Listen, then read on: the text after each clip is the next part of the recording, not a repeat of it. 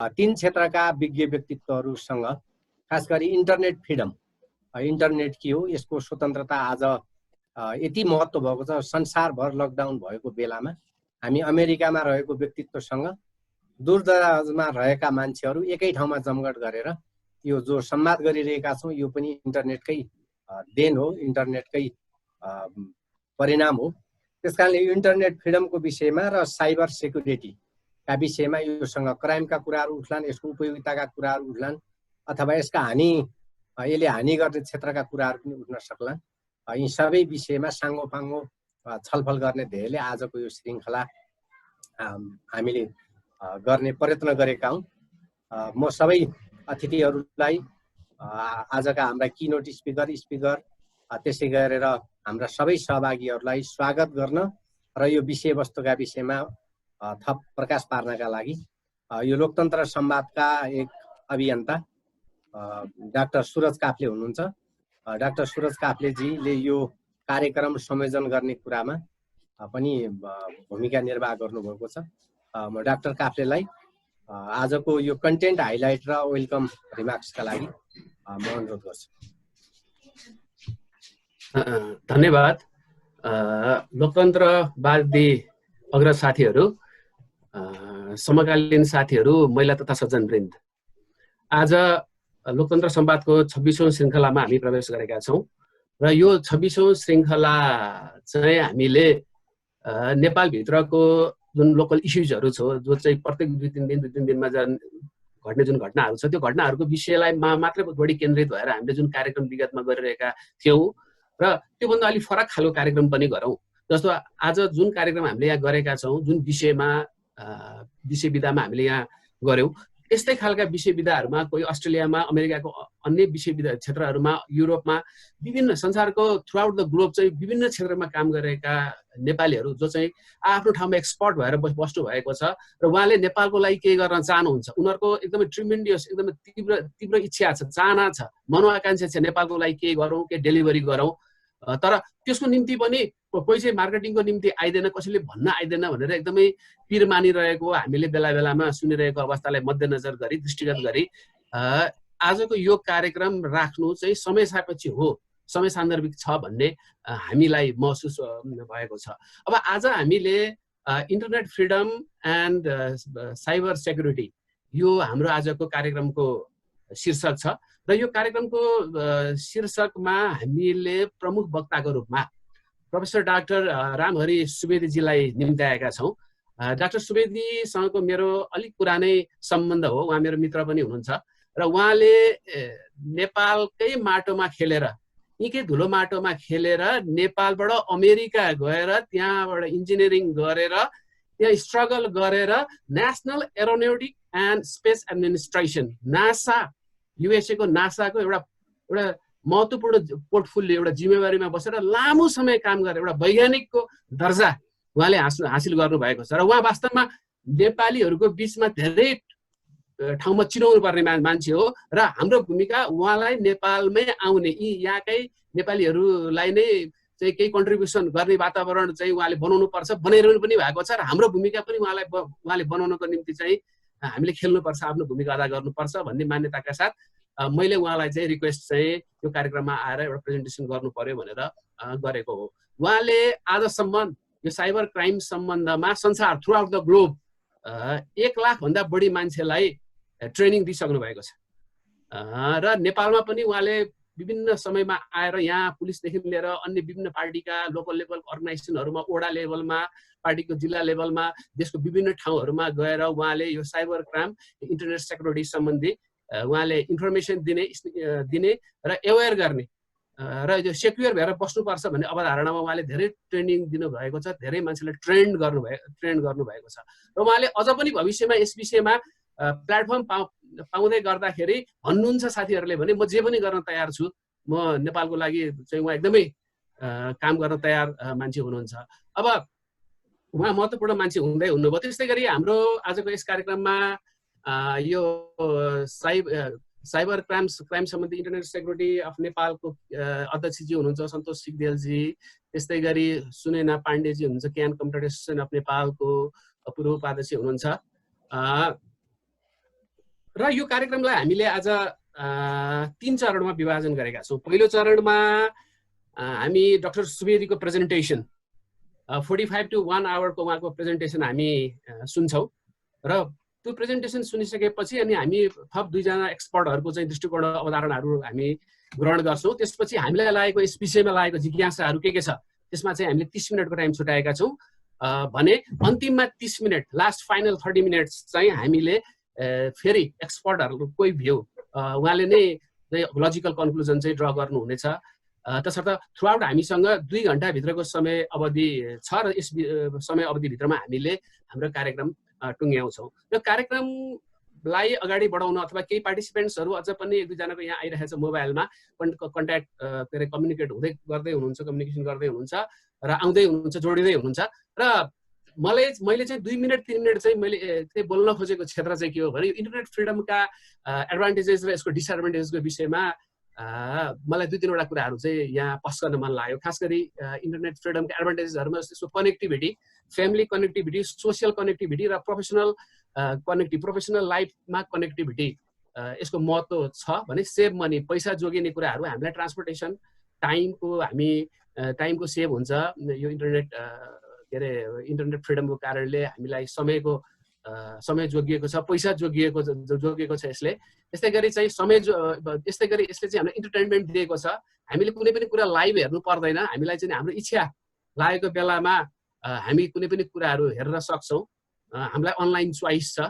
त्यसपछि अब एजुकेसन र ट्रेनिङको त कुरै भएन, हामीले संसारको जुनसुकै एजुकेसनलाई पनि, संसारका विभिन्न खालका एजुकेसन, नलेज, इन्फर्मेसनलाई हामीले आफ्नो आँखा अगाडि आफूले चाहेको समयमा हामीमा कुनै पनि एउटा भाषाको बलियो दक्षता छ भने, कुनै एउटा ल्याङ्ग्वेजको, हामीलाई पहिला जस्तो नेपाली पनि एकदमै राम्रोसँग जान्नुपर्ने, अङ्ग्रेजी पनि जान्नुपर्ने, हिन्दी पनि जान्नुपर्ने कुनै बाध्यता छैन। हामीलाई एउटा मात्रै विषयको राम्रो हेक्का रह्यो, ज्ञान रह्यो भने हामीले संसारको जुनसुकै भाषाको ज्ञानलाई पनि तुरुन्त चाहिँ त्यो ज्ञानलाई हासिल गर्न सक्छौँ। तसर्थ चाहिँ हामीलाई एजुकेसन ट्रेनिङको निम्ति ल्याङ्ग्वेज चाहियो र टेक्निकल नलेज एडभान्समेन्टको निम्ति, क्रिएटिभ हुनको निम्ति, इनोभेटिभ हुनको निम्ति र अलिकति फास्ट फरवर्ड, अलिक एक्टिभ बन्नको निम्ति चाहिँ हामीलाई ल्याङ्ग्वेज एन्ड म्याथमेटिक्स, ल्याङ्ग्वेज र म्याथमेटिक्सको फाउन्डेसन बलियो छ भने अबको हाम्रो फ्युचर जेनेरेसनले संसारको जुनसुकै नलेजलाई पनि ट्याकल गर्न सक्छ यदि उसमा त्यो कुरामा इन्ट्रेस्ट छ भने, उसले इन्ट्रेस्ट राख्यो, ऊ भत्लियो भनेपछि यी त केही एडभान्टेजेसहरू भयो। अब यसका डिसएडभान्टेजहरू पनि छन्, एडभान्टेजेस मात्रै होइन। जस्तो साइबर क्राइमको कुराहरू जो अहिले डाक्टर सुवेदीले भन्नुहुन्छ, डिसएडभान्टेजमा के छ, लिक्विड डेमोक्रेसी मेजर डिसएडभान्टेज के हो, डेमोक्रेसीमा लिक्विड डेमोक्रेसी यसको मेजर डिसएडभान्टेज हो। लिक्विड डेमोक्रेसी भन्नाले हामी इन्टरनेट फेसिलिटिजको माध्यमबाट सानोभन्दा सानो कुराको चाहिँ कलेक्टिभ डिसिजन गर्दै जान्छौँ भने त्यसमा मान्छेलाई बिस्तारै मन मर्न सक्छ र मान्छेले डिसिजन गर्ने पावर सर्टेन 1-2 जना ह्यान्डफुल मान्छेलाई दिन सक्छ, जसले चाहिँ भोलि के हुनसक्छ, भोलि त्यस्तो खालको डिसिजनले गर्दा अरूलाई डिसिजन गर्ने पावर दिँदै गर्दाखेरि भोलि चाहिँ डेमोक्रेटिक रुल्स र रेगुलेसन ब्रेक हुन सक्छ। त्यो एउटा चाहिँ नि लिक्विड डेमोक्रेसी चाहिँ अलिकति पर्जाल हुने सम्भावना छ भने अर्को कुरा चाहिँ मैले देखेको चाहिँ डाटा चोरी हुने सम्भावना।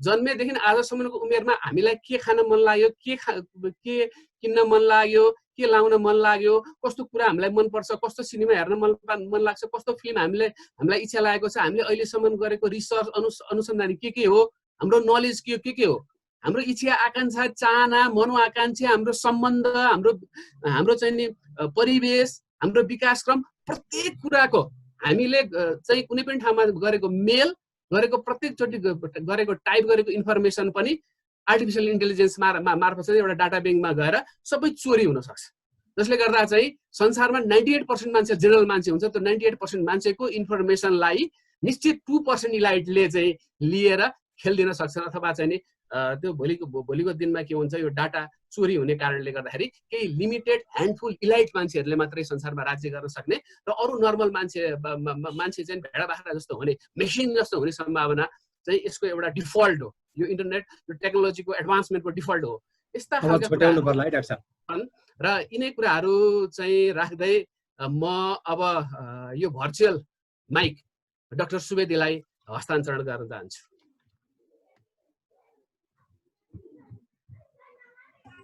एकैछिन है। नमस्कार सबैलाई। डाक्टर सुरजराज काफ्लेज्यूलाई धेरै धेरै धन्यवाद दिन चाहन्छु। उहाँले चाहिँ नि यो आज यो प्लेटफर्म जुन मा चाहिँ मलाई एउटा आफ्नो कुराहरू राख्ने अवसर दिनुभयो। त्यस्तै गरी नारायण प्रसाद भट्टराईज्यू यहाँलाई पनि धेरै धेरै धन्यवाद र तपाईँको अर्गनाइजेसन संस्थालाई पनि धेरै धेरै। अलि त्यो हट माइक आइरहेछ ब्याक बोल्नु भएको छैन भने त्यो माइकलाई म्युटमा राख्दिनु है प्लिज।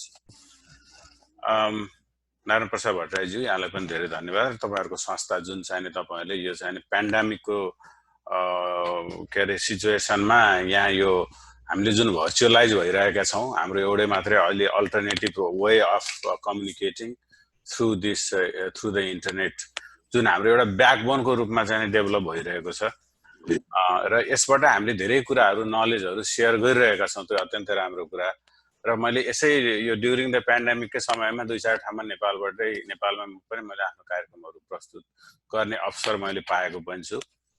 र म तपाईँहरूलाई मेरो यो स्क्रिन अब सेयर गर्छु अनि त्यसपछि कुरा गरौँला। मैले चाहिँ सकेसम्म मेरो प्रेजेन्टेसनलाई एकदमै छोट्याउने प्रयास गर्नेछु।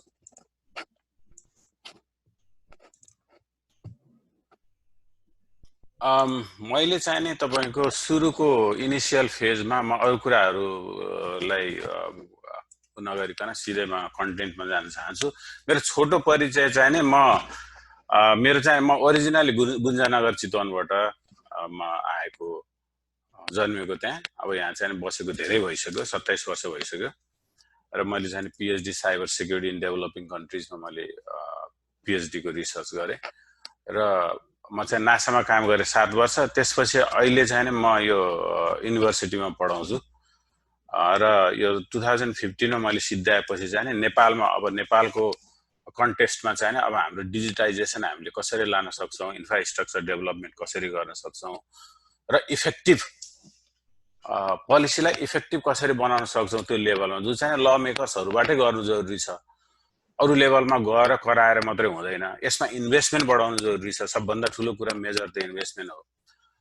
त्यो बढाउनु जरुरी छ भन्ने उद्देश्यले मैले सुरुमा चाहिँ हाम्रो तत्कालीन भिसी भाइस चान्सलर डाक्टर तीर्थ खनिया अर्थमन्त्रीज्यू अनि त्यसपछि माओवादीको तर्फबाट र धेरै प्रहरी प्रमुखहरू सबै आउनु भएको थियो मेरो कार्यक्रममा। उहाँहरुसँग चाहिँ मैले आफ्नो एउटा पहिलो प्रस्तुत गर्ने एउटा अवसर पाएको थियो। त्यस्तै गरी मैले इन्डिभिजुअली भेटेर पनि यहाँहरुले देख्नु भएको छ नि हैन मेरो प्रेजेन्टेसन?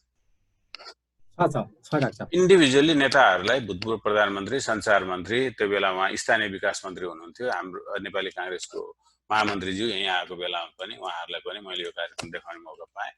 र सर्वेन्द्र खनालज्यू उहाँ एसएससी हुन्जेलदेखि नै उहाँले अत्यन्त एउटा फाउन्डिङ एडभाइजरको रूपमा देशमा चाहिँ साइबर क्राइमलाई चाहिँ मिनिमाइजेसन गर्नुपर्छ र म चाहिँ एकदम पूर्ण रूपले साथ दिन्छु भनेर अस्ति आइजिपी हुँदा जेलसम्म पनि उहाँले ठूलो सपोर्ट र सहयोग गर्नुभएको छ। र उहाँले चाहिँ प्रहरीको साझेदारी कार्यक्रम अन्तर्गत साइबर सेक्युरिटी अभियानलाई पनि अगाडि बढाउने भनेर उहाँले चाहिँ लाग्ने रकमहरू पनि हामीले प्रोभाइड गर्छौं भनेर एउटा सम्झौतामा पनि हाम्रो सम्झौता भइसकेको छ। एउटा अवेरनेसको रूपमा त्यो पब्लिकमा अब हामीले पब्लिकलाई डिजिटल होम कसरी चलाउने, हाम्रो एउटा फिजिकल होम छ, एउटा डिजिटल होम छ, दे आर मुभिङ प्यारलली।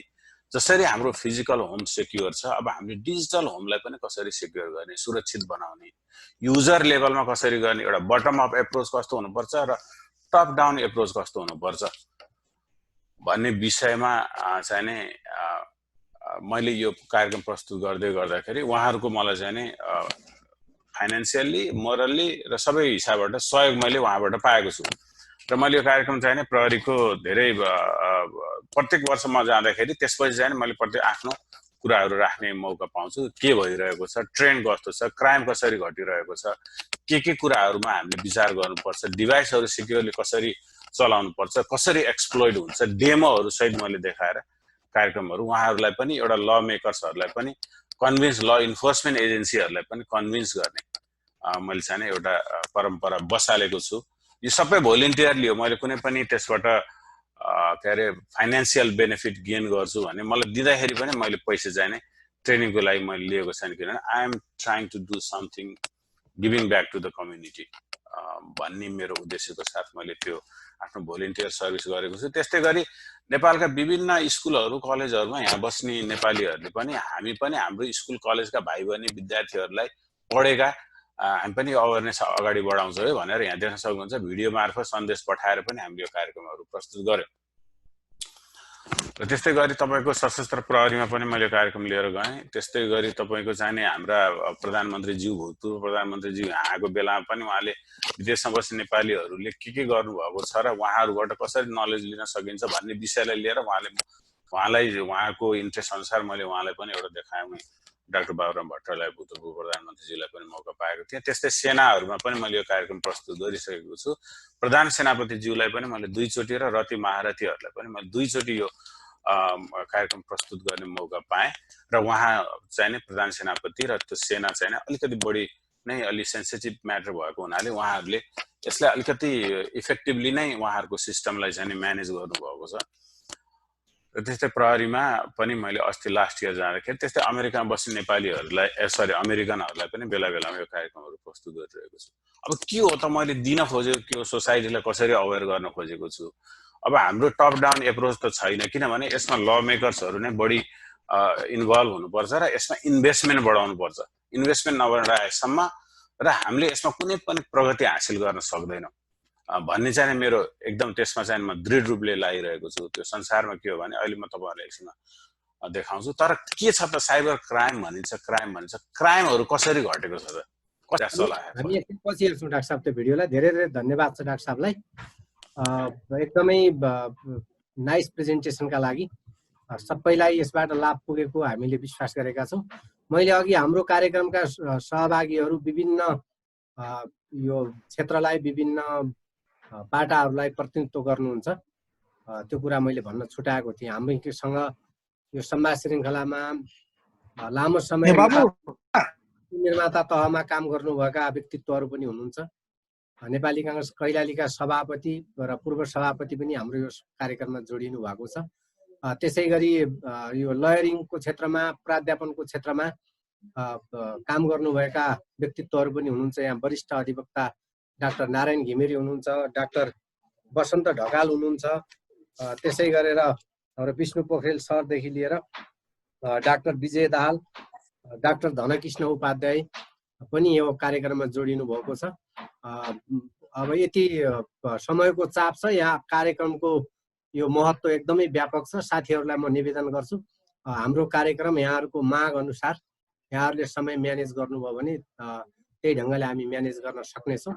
हामीसँग अझै 2टा पेनलिस्ट हुनुहुन्छ, उहाँहरूको कुरा सुन्नेछौँ। त्यसपछि सहभागीहरूको प्रश्न र जिज्ञासा पनि हामी लिनेछौँ। त्यसपछि पालै पालो हाम्रा पेनलिस्टहरूले त्यसलाई पनि सम्बोधन गर्नुहुनेछ। यति भनेर आजका अर्का पेनलिस्ट अधिवक्ता सन्तोष सिग्देल हुनुहुन्छ। उहाँ लामो समय नेपालको यो साइबर लको विषयमा as a practitioner lawyer, as a रिसर्चरको रूपमा पनि काम गर्नुभएको छ। यति भनेर म सन्तोष सिग्देललाई आजको प्रेजेन्टेसनका लागि अनुरोध गर्छु। सन्तोष सर। धन्यवाद नारायणजी। सुनिरहेछ है? हजुर प्लिज। धन्यवाद। मसँग कुनै पावर पोइन्ट प्रेजेन्टेसन चाहिँ छैन होइन। सबभन्दा पहिला त यो डिस्कसनमा चाहिँ आफ्नो भनाइहरू राख्ने मौका दिनुभयो। अनि अहिले भर्खर डाक्टर सुवेदीको प्रेजेन्टेसन पनि हेऱ्यो। थ्याङ्क यू डाक्टर साहब फर भेरी इन्फर्मेटिभ प्रेजेन्टेसन। यसले हाम्रो प्रायोरिटी के हुनुपर्छ, हामी कहाँ छौँ, अनि त्यसपछि गएर स्टेटको प्रायोरिटिजहरू के हुनुपर्छ भन्ने कुरामा अलिकति औल्याएको छ। अब अलिकति मलाई दिएको टपिकलाई हेर्यो भने इन्टरनेट फ्रिडमको विषयमा म अलिकति कुरा गर्न चाहन्छु। इन्टरनेट फ्रिडम भनेको एउटा चाहिँ छाता शब्द हो। यो शब्दभित्र इन्टरनेटको प्रयोग, इन्टरनेटमा पहुँचदेखि लिएर गएर इन्टरनेटमा हाम्रो जति पनि अधिकारहरू जोडिएका छन्, चाहे त्यो अभिव्यक्ति स्वतन्त्रताको अधिकार होस्, चाहे त्यो गोपनीयताको अधिकार होस्, त्यसपछि गएर सूचनाको प्राप्त गर्ने अधिकार हो, त्यसपछि गएर यो डिजिटल राइट्स भनेर जुन डिजिटल्ली प्रयोग गर्ने इक्विपमेन्टहरू प्रयोग गर्ने अधिकार, आइपिआरको अधिकार, इन्टेलेक्चुअल प्रोपर्टी राइट्ससँग जोडिएको कुरा, त्यो सबैको समष्टिगत रूप चाहिँ इन्टरनेट फ्रिडम हो। यो भित्र नेट न्युट्रालिटीको कुरा पनि आउँछ होइन, त्यसपछि गएर एक्सेस टु इन्फर्मेसनको कुरा पनि आउँछ। त्यसले गर्दाखेरि यो सबै कुरालाई समेट्ने गरी हामी इन्टरनेट फ्रिडम भनेर भन्छौँ। अघि नै सुरुमा हाम्रो सहजकर्ताले इन्टरनेटको फाइदा बेफाइदा कुरा गर्नुभएको थियो। इन्टरनेटको फाइदा बेफाइदा सँगसँगै इन्टरनेट फ्रिडम चाहिँ अलिकति त्यो चाहिँ अलिकति फिलोसफिकल रूपमा हेर्नुपर्ने हुन्छ। हामीलाई इन्टरनेटको अधिकार सुनिश्चित गर्ने प्रिन्सिपलको रूपमा चाहिँ इन्टरनेट फ्रिडमलाई लिन सकिन्छ हैन। अनि त्यो प्रिन्सिपल हाम्रो नेपालको कानुनमा कुन कानुन अन्तर्गत छ, इन्टरनेट फ्रिडम कसरी छ भनेर भन्यो भने तपाईहरुले त्यो सोच्नुभयो भनेदेखि नेपालमा इन्टरनेट फ्रिडमलाई अरु जस्तो सूचनाको हक अथवा गोपनीयताको हक अथवा चाहिँ अभिव्यक्ति स्वतन्त्रताको हक, शिक्षाको हक भने जस्तो एउटा समष्टिगत एउटै कानुन चाहिँ छैन। यो विभिन्न कानुनमा छरिएर रहेको स्थिति छ। त्यसमा चाहिँ केही विशेष कानुनहरू जस्तो उदाहरणको लागि विद्युतीय कारोबार सम्बन्धी ऐनमा केही व्यवस्थाहरू छन्। त्यसपछि गएर पछिल्लो चरणमा आएको हाम्रो वैयक्तिक गोपनीयताको हक, राइट टु इन्डिभिजुअल प्राइभेसी भन्ने भनिन्छ, त्यो वैयक्तिक गोपनीयताको हक सम्बन्धी कानुनमा छ। त्यसपछि गएर केही अधिकारहरू हामीले चाहिँ अहिले पछिल्लो चरणमा आएको मुलुक ऐन अपराध संहितामा पनि केही त्यसलाई समेट्ने केही कानुनहरू छन्। अनि इन्टरनेटलाई रेगुलेट गर्ने हिसाबले नेपालमा दूरसञ्चार ऐन, त्यसपछि गएर प्रसारण सम्बन्धी ऐनमा पनि केही व्यवस्थाहरू, त्यसका पनि व्यवस्थाहरू छन्। र त्यसपछि गएर तपाईहरुले सुन्नु भएको छ होला एउटा अनलाइन मिडिया गाइडलाइन भन्ने पनि छ, अनलाइन मिडिया अपरेसन गाइडलाइन। यो अनलाइन मिडिया सञ्चालन के गरी गर्ने, उनीहरूले कस्तो कुरा पालन गर्नुपर्छ भनेर सरकारले एउटा गाइडलाइन लिएर आएको छ। त्यो सम्बन्धी कानुनमा पनि इन्टरनेट फ्रिडमका केही कुराहरू जोडिन्छन्। अब यदि कुरा गरिसकेपछि अहिले नेपालमा इन्टरनेट फ्रिडमको स्थिति के छ त भनेर भन्ने कुरा गर्ने हो भनेदेखि अहिले हामी कहाँ भएको व्यवस्थामा संविधानले नै अनलाइनलाई त्यो प्रोटेक्सन चाहिँ नै प्रदान गरेको छ। संविधानमा भएको चाहे त्यो विचार तथा अभिव्यक्ति स्वतन्त्रताको अधिकार होस्, त्यसपछि गएर त्यसमा चाहिँ आम सञ्चार कानुन, आम सञ्चार माध्यमको अधिकार छ, मिडिया सम्बन्धी आर्टिकल 19 मा, आर्टिकल 15, आर्टिकल 19, त्यसपछि गएर आर्टिकल 27 जुन चाहिँ नि सूचनाको हक सम्बन्धी कानुन छ, त्यसपछि गएर आर्टिकल 28 यो चाहिँ संविधानले नै सुनिश्चित गरेको इन्टरनेट फ्रिडमसँग जोडिएका कानुनहरू हुन्। जस्तो अफलाइनमा हामीले जुनसुकै कुरा बोल्दाखेरि हामीलाई जुन किसिमको प्रोटेक्सन, संरक्षण प्राप्त हुन्छ विचार तथा अभिव्यक्तिको, त्यो अनलाइनमा पनि हामीलाई त्यो प्रोटेक्सन चाहिँ प्राप्त छ। हामीले अनलाइन माध्यमको कुनै पनि त्यसमा भेदभाव छैन। माध्यमको भेद बिना चाहे त्यो अनलाइनमा होस् चाहे त्यो अफलाइनमा होस् हामीलाई विचार तथा अभिव्यक्तिको स्वतन्त्रता छ।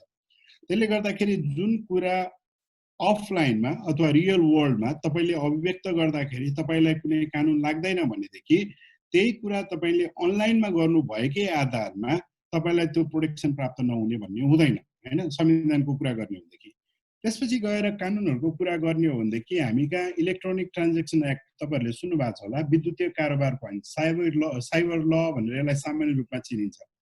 पछिल्लो चरणमा त कसैले केही गर्यो भनेदेखि आफूलाई मन नपर्ने कुरा गर्यो भने तँलाई साइबर ल लगाइदेऊ भनेर भन्ने पनि पछिल्लो चरणमा सुनिँदै गएछ। त्यो किन भन्दाखेरि त्यसको उपयोग चाहिँ नि नेपालमा विद्युतीय कारोबारलाई ग्यारेन्टी दिनको लागि, प्रत्याभूत गर्नको लागि, त्यसको वातावरण बनाउनको लागि, त्यसको कानुनी आधार क्रिएट गर्नको लागि आएको त्यो कानुन पछिल्लो चरणमा अनलाइनमा हुने कन्टेन्टलाई रेगुलेट गर्नको लागि, विषयवस्तुको नियमन गर्नको लागि त्यो कानुनको प्रयोग हुँदै गइरहेको छ।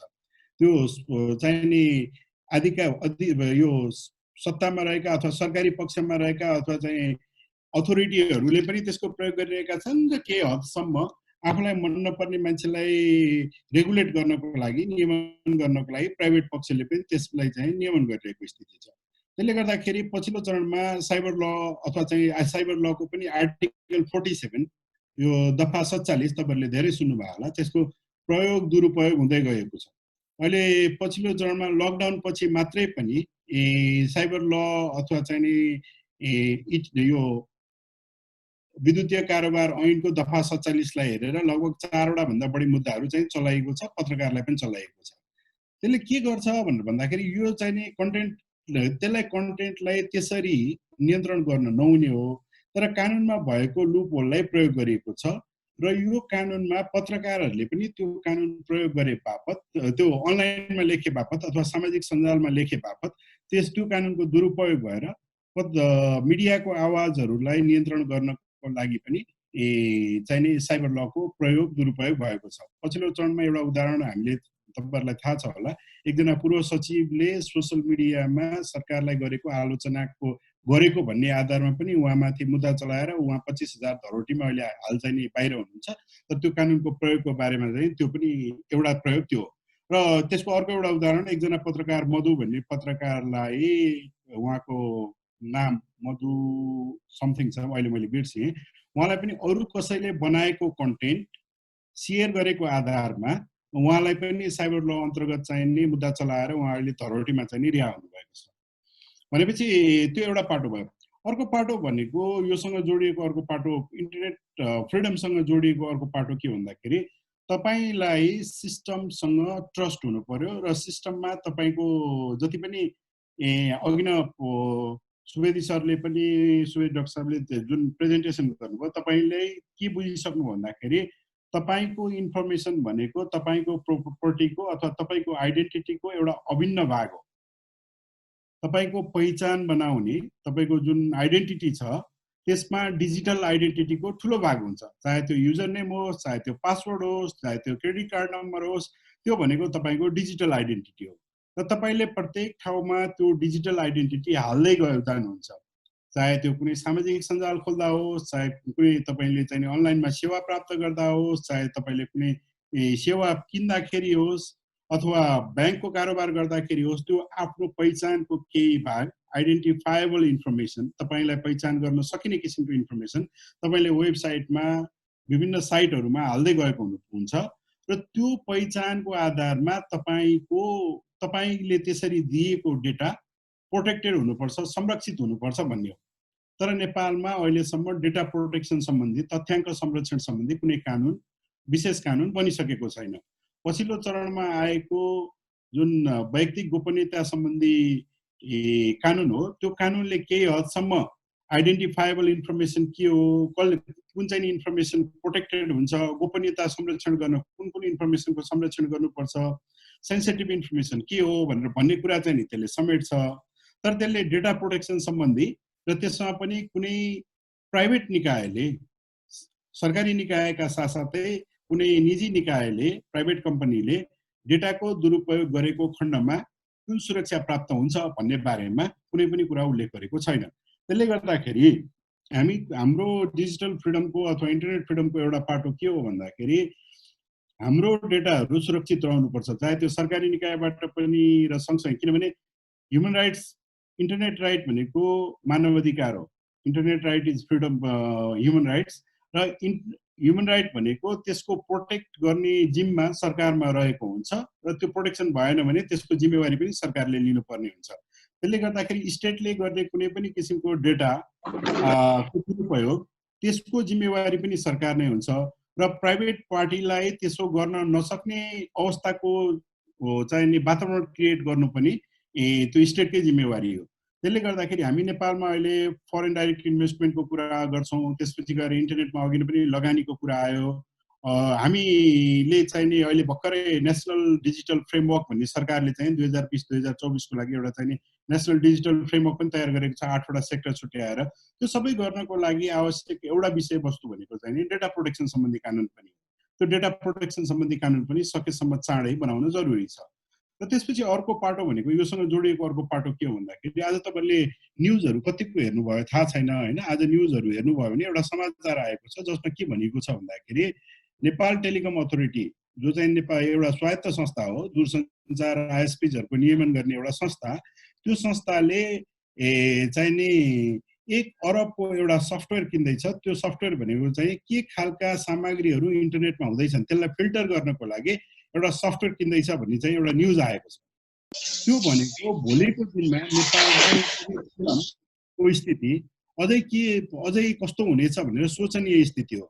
कुनै स्वायत्त निकायले जसलाई त्यो सम्बन्धी कानुनले कुनै अधिकार दिएको छ त्यो निकायले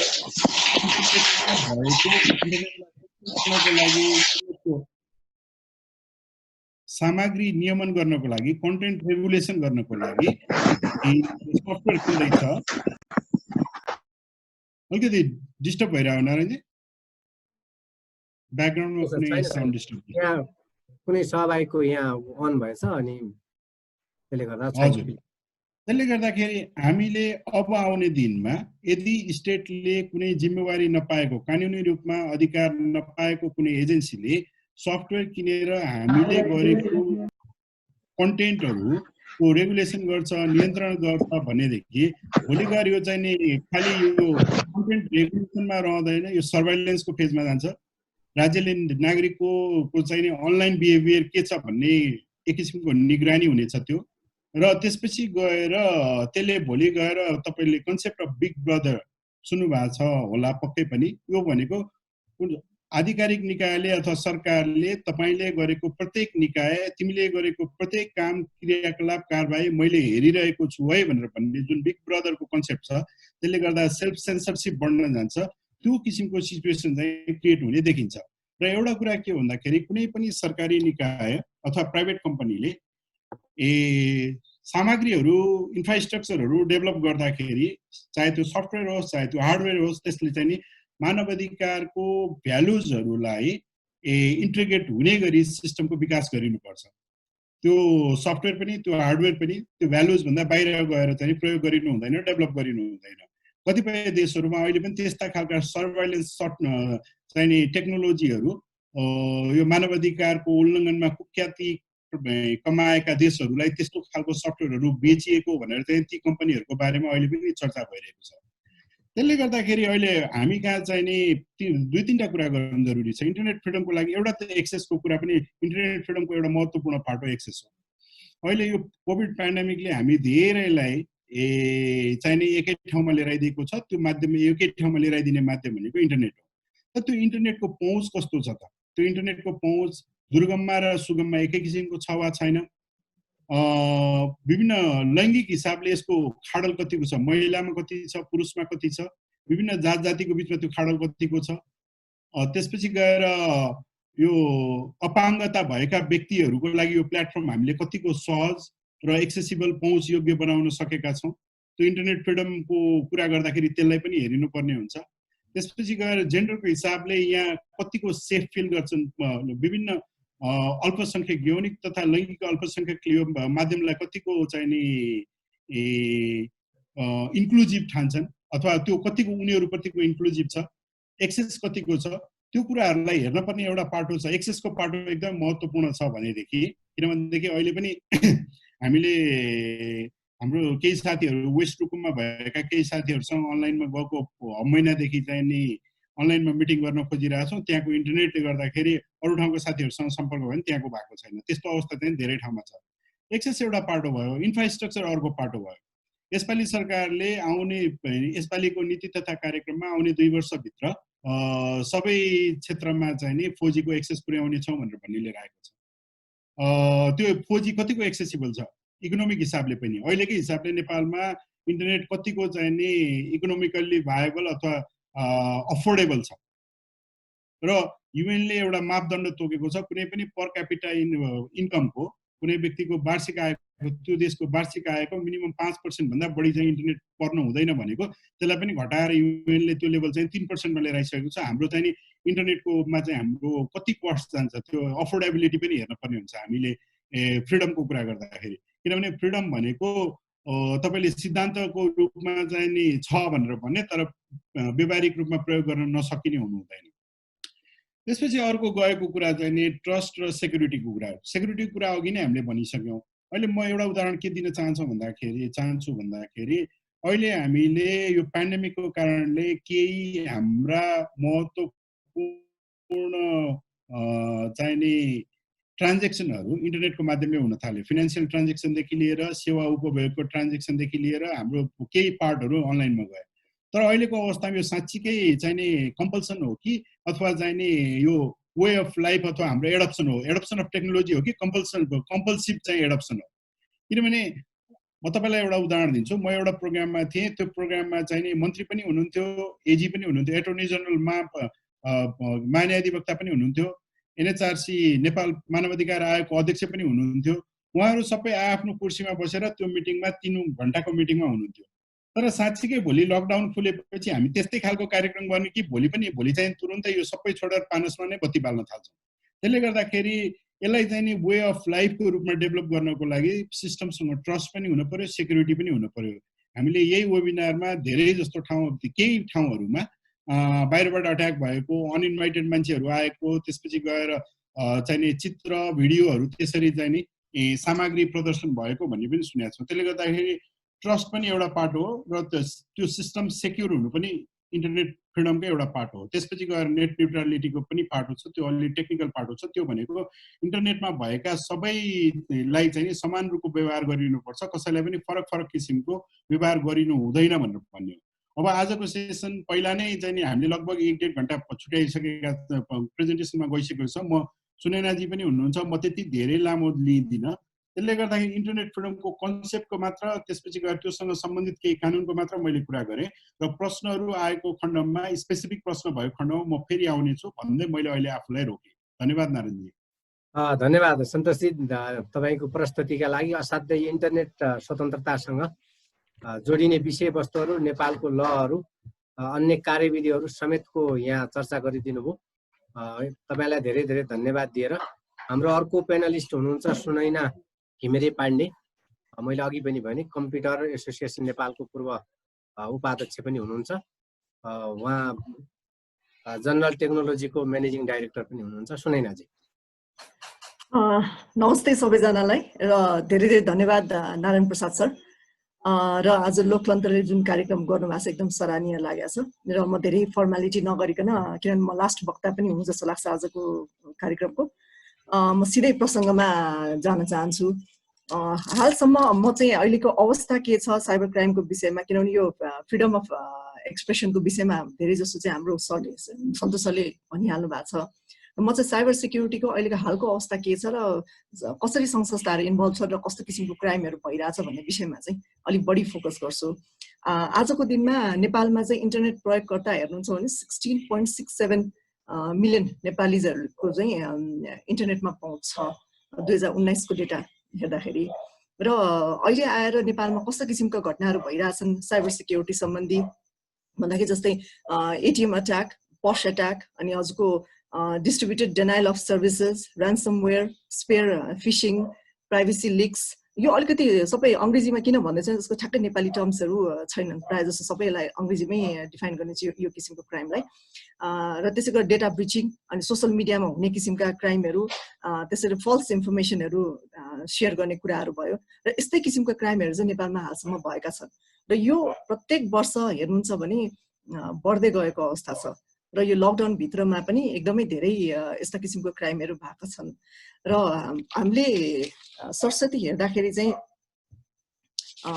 यो किसिमको क्राइमलाई हामीले तुरुन्तै कन्ट्रोल गर्नुपर्ने अवस्था छ। तर त्योभन्दा अगाडि म डेटाहरूमा पनि यहाँहरूलाई केही सेयर गर्छु। डेटाहरू के कस्ता डेटाहरू चाहिँ छन् नेपालमा, कस्तो किसिमको कामहरू भइरहेछ भन्ने विषयमा। अहिले चाहिँ हाम्रो एक्टहरू कस्ता खालको छन् नेपालमा भन्दाखेरि हामीसँग सबैभन्दा पहिला त हाम्रो कन्स्टिट्युसन छ नेपालको।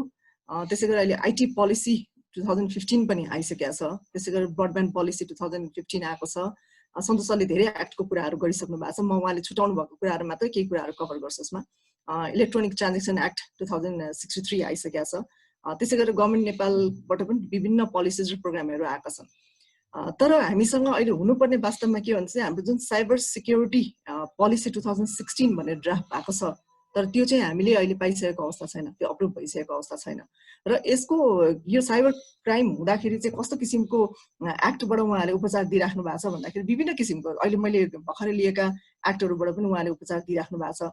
र यसमा चाहिँ धेरै जसो अब पनिसमेन्ट एक्ट 2008 जुन चाहिँ अलिक फरक छ, हाम्रो साइबर क्राइमलाई दिनुपर्ने जुन उपचारहरू छ, जुन चाहिँ उहाँलाई दिनुपर्ने पनिसमेन्टहरू छ, त्यो पनिसमेन्टहरू चाहिँ साइबर क्राइम सँग रिलेटेड भन्दा पनि अरू एक्टबाट चाहिँ दिनुपर्ने अवस्था आजको दिनमा छ हामीसँग। बहुत दुःख लाग्दो सिचुएसन छ।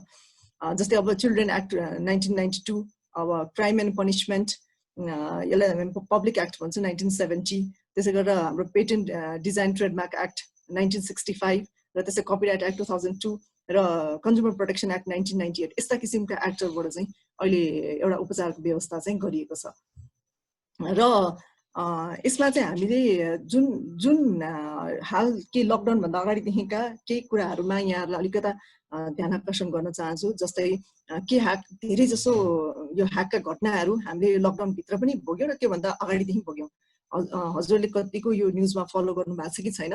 यसमा हामीले केही समय अगाडि चाहिँ हाम्रो फुडमान्डुको सिस्टम ह्याक हुँदाखेरि 50,000 जनाको युजरहरूको चाहिँ इन्फर्मेसनहरू लिक भएको थियो र त्यसबाट धेरैजनालाई चाहिँ यस्तो फल्स कलहरू आउने उनीहरूको इन्फर्मेसन चाहिँ ट्र्याक गर्न खोजेको अवस्था देखियो। त्यसको लगत्तै केही समय पछाडि चाहिँ तपाईँको भाइनेट जुन इन्टरनेट सर्भिस प्रोभाइडर छ नेपालको उनीहरूको पनि सिस्टम ह्याक भएर 1,60,000 जना युजरहरूको चाहिँ इन्फर्मेसन गयो, जसमा म पनि एउटा भिक्टिममा पर्छु। मेरो पनि इन्फर्मेसन लिक भएर मेरो भाइनेटको चाहिँ पासवर्डहरू ह्याक गर्न प्रयास गरियो। धेरैचोटि मलाई यसरी मेसेज आयो, कलहरू पनि एकदम धेरै आयो, जसले गर्दाखेरि मलाई अलिकति बिचमा डिस्टर्ब फिल पनि भएको थियो। र हाम्रो इन्फर्मेसन कसरी गयो भन्दाखेरि चाहिँ सानो त्रुटि थियो त्यसमा। उहाँले चाहिँ यो जुन मोबाइल एप बनाउनु भएको थियो एन्ड्रोइड र एप्पलको लागि, एन्ड्रोइडको एप्लिकेसन चाहिँ उहाँले चलाइराख्नु भएको रहेछ, तर यो एप्पलको लागि बनाएको जुन एप थियो त्यो चाहिँ उहाँले कम्प्लिटली टेस्टिङ गर्न नपाएको र धेरै युजमा पनि नआएको भएर त्यो एपबाट चाहिँ उहाँहरू छिर्नु भयो। सो यो किसिमले पनि ह्याक भएको अवस्थाहरू छ। र केही समय अगाडि हजुरको यो काउन्सिलर डिपार्टमेन्टको एप्लिकेसन ह्याक भएको थियो र त्यति बेला चाहिँ के भएको थियो भन्दाखेरि यस्तो किसिमको ब्लन्डर मिस्टेक हामीबाट भएको छ। यो भनेको पासवर्ड नै वेबसाइटमा राखिएको छ।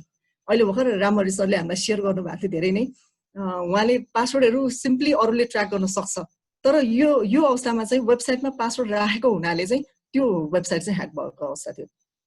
त्यसभन्दा केही समय अगाडि अझ हामीले हेर्दै गयौँ भने हाम्रो जुन यो लिपुलेख र कालापानीको जुन द्वन्द्व सुरु भयो नेपाल र इन्डिया बिचमा, त्यस पछाडि पनि यो नेसनल लाइब्रेरीको वेबसाइट ह्याक भएको थियो हैन, बोटानिकल रिसर्च सेन्टरको थुप्रैवटा वेबसाइटहरू ह्याक भएको थियो। किन भन्दाखेरि अघि सरले भन्नुभयो जस्तै हामीले सिम्पल सिक्योर साइटहरू चलाउँदैनौँ, त्यो किसिमको मेकानिजमहरू हामीसँग चलाउने एउटा व्यवहारिक रूपमा चाहिँ हामीले ल्याएका छैनौँ। र इन्भेस्टमेन्टको पनि कुरा गर्ने भने इन्भेस्टमेन्ट पनि अत्यन्तै कम चाहिँ आइटी सेक्टरमा, मैले त अझ 20% भने गरेको थिएँ, आज डाक्टर साहबले 25% भन्नुभएको छ। आइटी सेक्टरमा 20% इन्भेस्टमेन्ट चाहिन्छ भनेर सधैँ लबिङ गरिरहेको हो र अझ त्यो पनि बढाउनु पर्ने अवस्था छ। र आजको दिनमा चाहिँ नेपालमा अझ पनि आइटीमा खर्च गर्नु पर्यो भने चाहिँ कस्ट सेन्टरको रूपमा लिइन्छ। IT department is a cost centre for any organisation, कुनै पनि अर्गनाइजेसनको लागि। सो त्यो किसिमको मेन्टालिटीबाट चाहिँ हामी बाहिर आउनुपर्ने अवस्था देखिन्छ। त्यसै गरी हाम्रो अहिलेको सिचुएसनमा जुन हामीले साइबर सिक्युरिटी गाइडलाइन एउटा पाएको छौँ, जुन चाहिँ त्यति म्याच्योर छैन। मैले केही कुराहरू हेरेको थिएँ, त्यसमा पासवर्डको कसरी राख्ने भन्ने विषयमा एकदम नर्मल कुराहरू मात्र छन्। र जबसम्म हाम्रो साइबर सिक्युरिटी पोलिसी आउँदैन तबसम्म हामीले चाहिँ यसबाट अझ पनि धेरै दुःख पाउनुपर्ने अवस्था छ, किनभने साइबर क्राइमको घटनाहरू चाहिँ अझ पनि धेरै बढ्न सक्ने अवस्था देखाएको छु मैले। र टेक्नोलोजिसको कुरा गर्ने भने अहिले नेपाल राष्ट्र ब्याङ्कले चाहिँ गत वर्षदेखि चाहिँ सूचना प्रविधि प्रयोग गर्ने ब्याङ्कहरू जति छन्, जति ब्याङ्कहरू छन् ए क्लासका ब्याङ्कहरू, उहाँहरूलाई चाहिँ वर्षको एउटा इन्फर्मेसन सेक्युरिटी अडिट गराउने गरेको छ नेपाल राष्ट्र ब्याङ्कले, र त्यो चाहिँ कम्पलसरी छ, एभ्री इयर उहाँहरूले गर्नुपर्छ। तर यही कुरा चाहिँ हजुरको नेपाल सरकारभित्र खै त, नेपाल सरकारभित्र चाहिँ इन्फर्मेसन सेक्युरिटी अडिट आजसम्म गरेको अवस्था छैन। र यो बजेटको जुन छलफल भइरहेको थियो, मैले केही सभासदज्यूहरूसँग पनि कुरा गरेको थिएँ सिधै, हाम्रो नेपाल सरकारले अहिले योपालिको बजेट प्लानिङमा पनि साइबर सिक्युरिटीको लागि यसको अवेरनेस या यसबाट बच्नको लागि चाहिँ टेक्नोलोजीमा इन्भेस्टमेन्ट गर्नलाई बजेट छुट्याएन भने हामी ठुलो समस्यामा पर्नेवाला छौँ। यो एउटा इक्जाम्पल त हामीलाई लिपुलेखकै यो नालापानीको केसबाट पनि हामी देखाएको छ, किनभने इन्डियाबाट धेरै ह्याकरहरू नेपालमा चाहिँ आकर्षित भएको देखिएको छ। त्यसले गर्दाखेरि त्यो किसिमको आउनुपर्छ भन्दै पनि उहाँहरूकोबाट त्यति ठुलो राम्रो किसिमको बजेटमा केही पनि आएन। र मलाई लाग्छ आज धेरैजना उपस्थित हुनुहुन्छ, म यही फोरमबाट यहाँहरूलाई पनि निवेदन गर्न चाहन्छु र अर्को सालमा सकिन्छ भने सकेसम्म बढीभन्दा बढी बजेट चाहिँ यो साइबर सिक्युरिटीमा चाहिँ छुट्याउनु पर्ने आवश्यकता देखिन्छ। त्यसै गरी हाम्रो यो अहिले नेपाल सरकारमा के कस्ता संस्थाहरू चाहिँ यसमा आबद्ध छन् भन्दाखेरि लगभग 7-8वटा संस्था छन् नेपाल सरकारबाट, जस्तै डिपार्टमेन्ट अफ आइटी छ, GIDC, NITC, national information security information technology centre, NTA, त्यसै गरी नेपाल सरकारबाट एनपी सर्ट पनि एउटा चाहिँ स्थापना भएको छ, तर त्यति साह्रो एक्टिभ भएको अवस्था छैन आजको दिनसम्म। र त्यसै गरेर हजुरको अब नेपाल पुलिस अन्तर्गत पनि हजुरको सिआइबी छ, सेन्ट्रल इन्भेस्टिगेसन ब्युरो छ, त्यसै गरेर हाम्रो साइबर क्राइम डिभिजन भएको छ, डिजिटल फोरेन्सिक ल्याब स्थापना भएको छ। संस्थाहरू चाहिँ छन् धेरै, तर एक्टिभ भएका संस्थाहरू चाहिँ धेरै नै कम मात्रामा छन्। र प्राइभेट सेक्टरमा पनि केही त्यस्ता संस्थाहरू छन्, जस्तै एनपी सर्ट पनि प्राइभेट सेक्टरमा लगभग 3-4वटा मैले देखाएको छु। उहाँहरूले पनि धेरै जसो इभेन्टहरूमा मात्र धेरै आफ्नो समय व्यतीत गर्नुभएको छ, किनभने यो बिचमा अहिले जति हाम्रो साइबर क्राइमको घटनाहरू भयो त्यो बेला पनि त्यति साह्रो एक्टिभली उहाँहरूले त्यो केसलाई सल्भ गर्न चाहिँ लागेको देखिएन। अहिले हामी नेपाल पनि एउटा ITU को चाहिँ ITU इम्प्याक्ट इनिसिएटिभको चाहिँ मेम्बर भएको छौँ र एउटा राम्रो खुसीको खबर चाहिँ के छ भन्दाखेरि हाम्रो यत्रो त्रुटि हुँदाहुँदै पनि हामी यति कमजोर हुँदाहुँदै पनि ITUले चाहिँ हामीलाई येलो जोनमा राखिदिएको छ। ITUले के गरेछ भने चाहिँ उसको 3टा कलरको जोन हुन्छ, रेड, ग्रिन र येलो। नेपाललाई चाहिँ त्यति नराम्रो अवस्थामा राखेको छैन, येलो जोनमा राखेको छ। तर त्यो किसिमको इन्भाइरोमेन्ट चाहिँ नेपालमा भएको देखिँदैन। म एउटा चाहिँ स्क्रिन सेयर गर्न चाहन्छु यहाँहरूलाई। नारायण सर, मैले स्क्रिन सेयर गर्न सक्छु होइन? प्लिज। मैले अघि डाक्टर साहबको उसमा पनि देखाएको थिएँ, तर उहाँले सायद अलिकति अगाडि फरवर्ड गरिहाल्नु भयो। अहिले हालसम्ममा हेर्ने हो भने हाम्रो नेपालमा चाहिँ 2072-73मा 34वटा केसेसहरू थियो। त्यसै गरेर 74-75मा 81वटा र त्यसै गरी यो हरेक वर्ष चाहिँ बढ्दै गएको अवस्था छ। 75देखि चाहिँ 76सम्म चाहिँ हजुरको 118वटा केसेसहरू छ। यसमा बढीभन्दा बढी पीडित चाहिँ महिलाहरू देखिया छ, जुन चाहिँ 80% छ र यसमा धेरै जसो पीडकहरू चाहिँ प्राय जसो यो पूर्व पतिहरू या प्रेमी प्रेमिका बीचको केसेसहरू धेरै आएको छ। र त्यसबाहेक पनि म अब अझ रियल सिनारियो यहाँहरूसँग सेयर गर्न चाहन्छु, जुन मेरो सेकेन्ड स्लाइडमा छ। यो चाहिँ एक्चुअल डेटा नै हो नेपालको। यो डेटामा चाहिँ तपाईँले 72-73 सालको देख्नुहुन्छ, 72-73-73-74 को कस्तो कस्तो किसिमको डेटाहरू छन् भन्दाखेरि सोसल नेटवर्कमा भएका, म हजुरले सबै सेयर गरेको छु मैले डेटाहरू, यसमा हेर्न सक्नुहुन्छ। सोसल नेटवर्कबाट सबैभन्दा बढी छ, 42वटा केसेस चाहिँ 75-76मा आएको छ। हरेक वर्ष बढिरहेको छ। 72-73मा 17वटा थियो भने पछि 22-50वटा, अहिले 42वटा पुगेको छ। त्यसै गरेर इमेल थ्रेडमा हामी त्यति छैनौँ। म खालि यो हामीलाई आएको जस्तो ATM ह्याकिङमा हामीले अलि अगाडि चाहिँ 2टा केसेसहरू देखिसकेका छौँ। त्यसै गरेर हजुरको यो अप्सन्स वेबसाइटमा पनि के केसेसहरू आएका छन्। SMS थ्रेडहरू चाहिँ हाम्रो अहिलेसम्म 0 छ। सो SMS लटरी फ्रडमा पनि 3टा केसेसहरू हामीले केही वर्ष अगाडि देखेका छौँ। त्यसै गरेर कपिराइटको केसमा युट्युबबाट आउने केसेसहरू। सो कुल मिलाएर यहाँ डेटाहरू हेर्नुभयो भने यो एभ्री इयर तपाईँको डेटाहरू चाहिँ यो केसेसहरू बढिरहेको अवस्था देख्छु। र यो सेकेन्ड स्लाइडमा चाहिँ मैले यो 76-77मा परेको निवेदनहरूको यहाँहरूलाई सेयर गरेको छु। यो चाहिँ गत मार्चसम्मको मात्रै छ डेटाहरू। सो यसमा सबै डेटाहरू यहाँले सरस्वती हेर्नु भने भिक्टिम सपोर्टको लागि चाहिँ साउन महिनामा 163 जना, म टोटलको मात्रै कुरा गर्दैछु, 163 जना छ। त्यसै गरी भदौमा 153 जना, असोजमा 70, कार्तिकमा 90, त्यसै गरी 85 र पुसमा 73 र माघमा 100वटा लाई चाहिँ यो चाहिँ सपोर्ट मा परेको निवेदनहरूको डाटाहरू हो। यो चाहिँ प्रत्येक महिना चाहिँ यो नेपाल पुलिसको डेटा हो यो।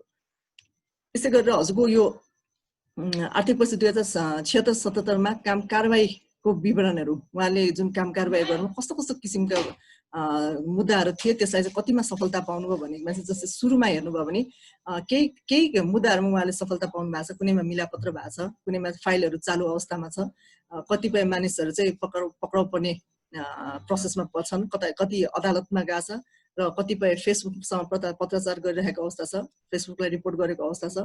सो विभिन्न हेर्नुहुन्छ भने यो पनि प्रत्येक महिना चाहिँ बढिरहेको अवस्था छ। र यसमा महिला र पुरुषलाई पनि छुट्याएर हेर्दाखेरि चाहिँ धेरै जसो महिला भिक्टिम नै देखिन्छ। यसमा महिलाहरूको सङ्ख्या चाहिँ जहिले पनि यसो हेर्दाखेरि कम्पेरिजन गर्दाखेरि पुरुषभन्दा महिलाहरू बढी छ। र यो माघको मात्र रिपोर्ट हेर्ने हो भने पनि 58 जना चाहिँ महिला छ भने 42 जना चाहिँ पुरुष छ। सो यो किसिमले चाहिँ क्राइमहरू एभ्री महिना बढिरहेको अवस्था छ। र यसमा 2076-77 सालमा चाहिँ महिला र बालबालिकाहरूको उमेरको सङ्ख्याको हिसाबले डेटा हो। यो अघिकै डेटालाई चाहिँ ब्रेकडाउन गरेर विभिन्न किसिमले चाहिँ मैले प्रस्तुत गर्ने प्रयास गरेको छु यहाँ। यसमा चाहिँ 20 वर्ष मुनिका 16% छन्, 20 वर्षदेखि 30%का 30 वर्षका मान्छेहरूमा चाहिँ 52% छ, 30 वर्षदेखि 40 वर्षको 23%, 40 देखि माथि चाहिँ 9%। सो यसो हेर्ने हो भने वयस्क उमेरमा भएको व्यक्तिहरूलाई चाहिँ यसबाट बढीभन्दा बढी चाहिँ थ्रेटको अवस्था देखिन्छ, उहाँहरूलाई चाहिँ बढी सुरक्षाको आवश्यकता पर्ने देखिन्छ। सो लगभग मेरो स्लाइड यति मात्रै छ। म यहाँहरूलाई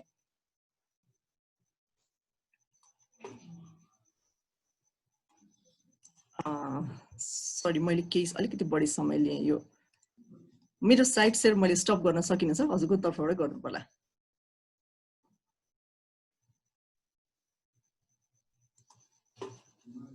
स्लाइड अफ भयो हैन सर?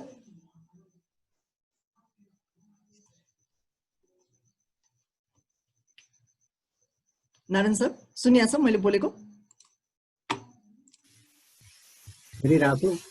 हजुर तपाईको स्लाइड अफ भएको छैन म्याम, तपाईको स्लाइड अफ भएको छैन, हामी देखिराखेका छौं। यहाँ तपाईले बन्द गरिदिनु भयो भने सजिलो हुन्छ। ओके अहिले ठिक छ है? प्लिज हजुर।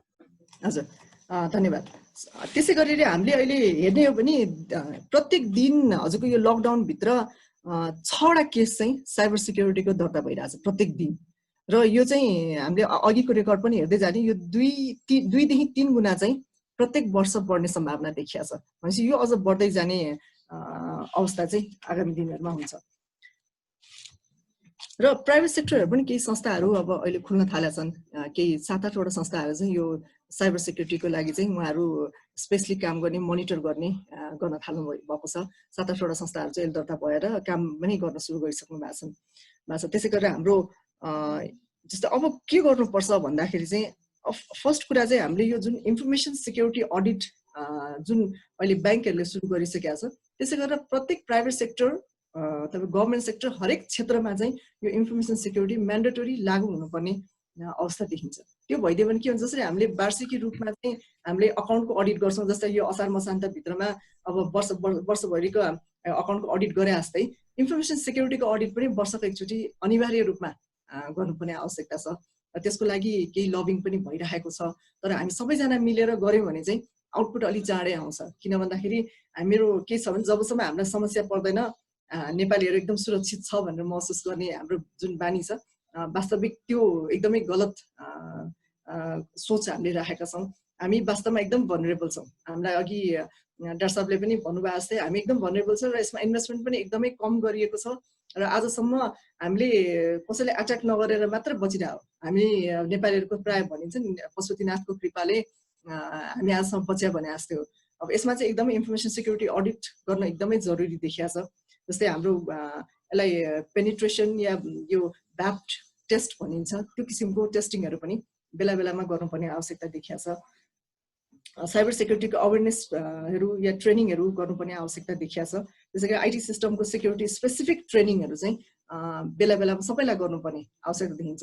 अब हामीले कसरी आफ्नो सिस्टमलाई एकदम सिक्योर बनाएर राख्ने त्यो किसिमको अवेरनेस या ट्रेनिङ गर्ने किसिमको प्रोग्रामहरू चाहिँ आगामी दिनहरुमा ल्याउनु पर्ने आवश्यकता देखिन्छ।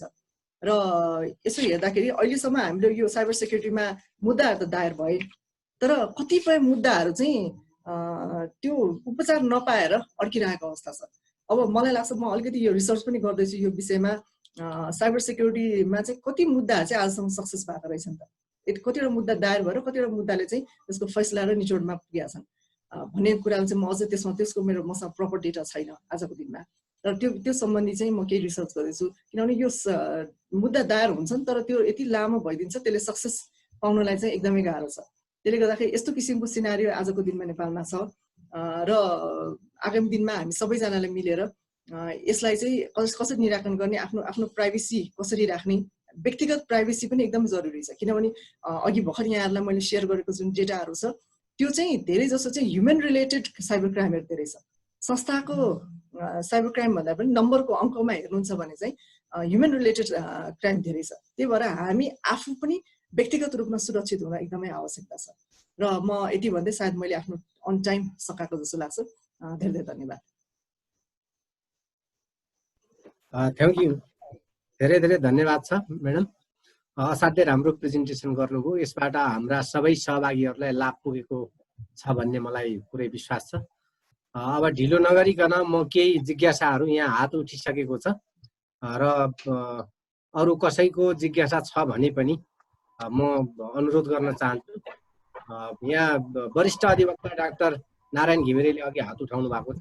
म डाक्टर घिमिरेबाट सुरु गर्न चाहन्छु र एकदम सर्टकटमा समयको पाबन्दी छ, सबैलाई समयमा ध्यान दिनु। डाक्टर साहब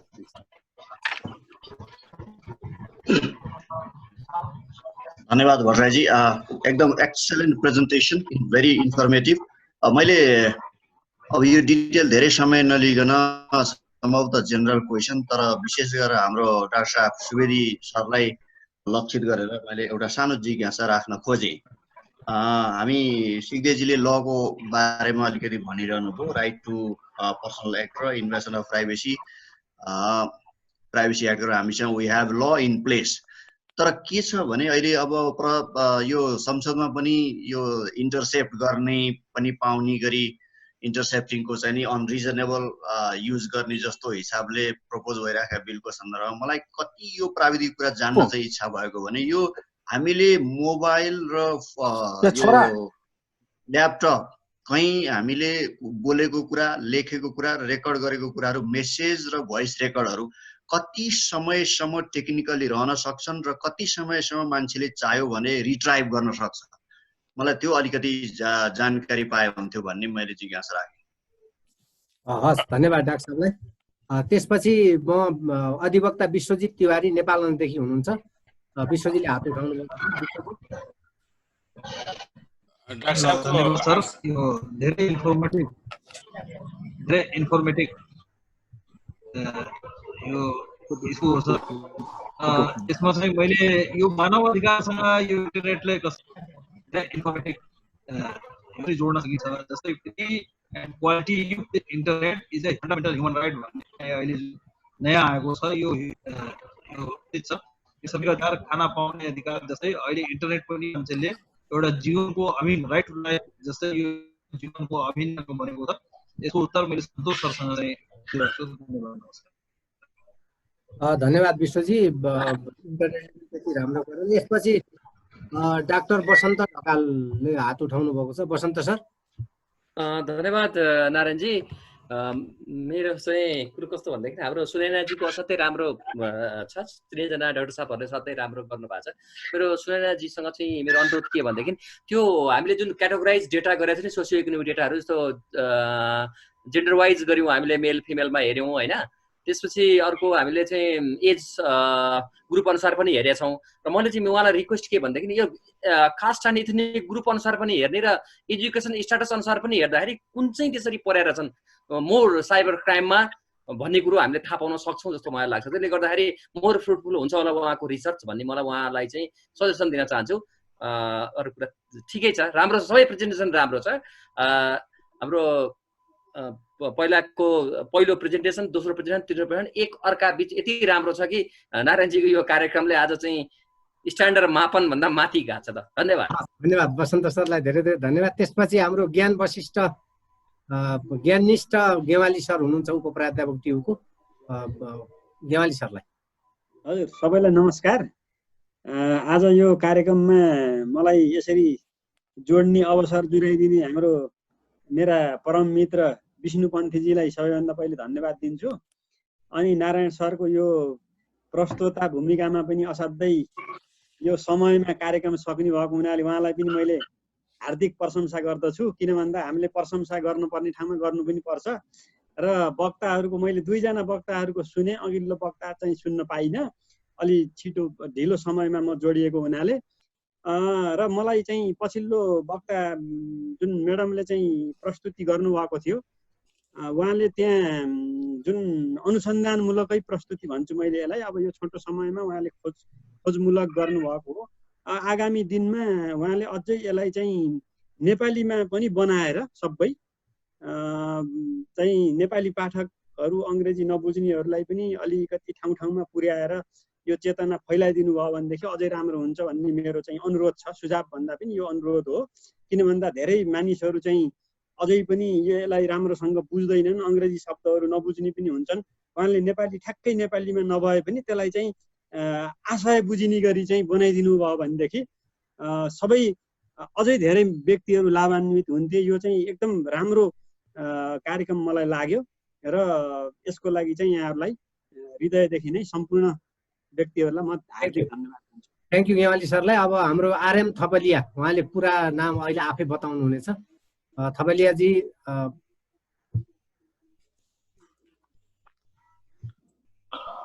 हजुर, तपाईँको उतैबाट फेरि म्युट भयो। मेरो नाम चाहिँ ज्ञाननिष्ठ गेवाली है सर, ज्ञाननिष्ठ। हजुर, त्यहाँ अलि अप्ठ्यारै नाम छ मेरो। अब सजिलो प्लिज थपलिया सर।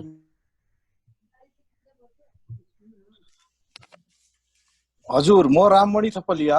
नमस्कार सबैलाई। म कन्फ्युज भएछु सर। पहिलो दोस्रो र तेस्रो वक्ताहरू सबैको प्रेजेन्टेसन मैले चाहिँ सुने र फर्स्ट यो रिस्क म्यानेजमेन्ट सिस्टममा चाहिँ जुन युएसबाट जुन प्रोफेसर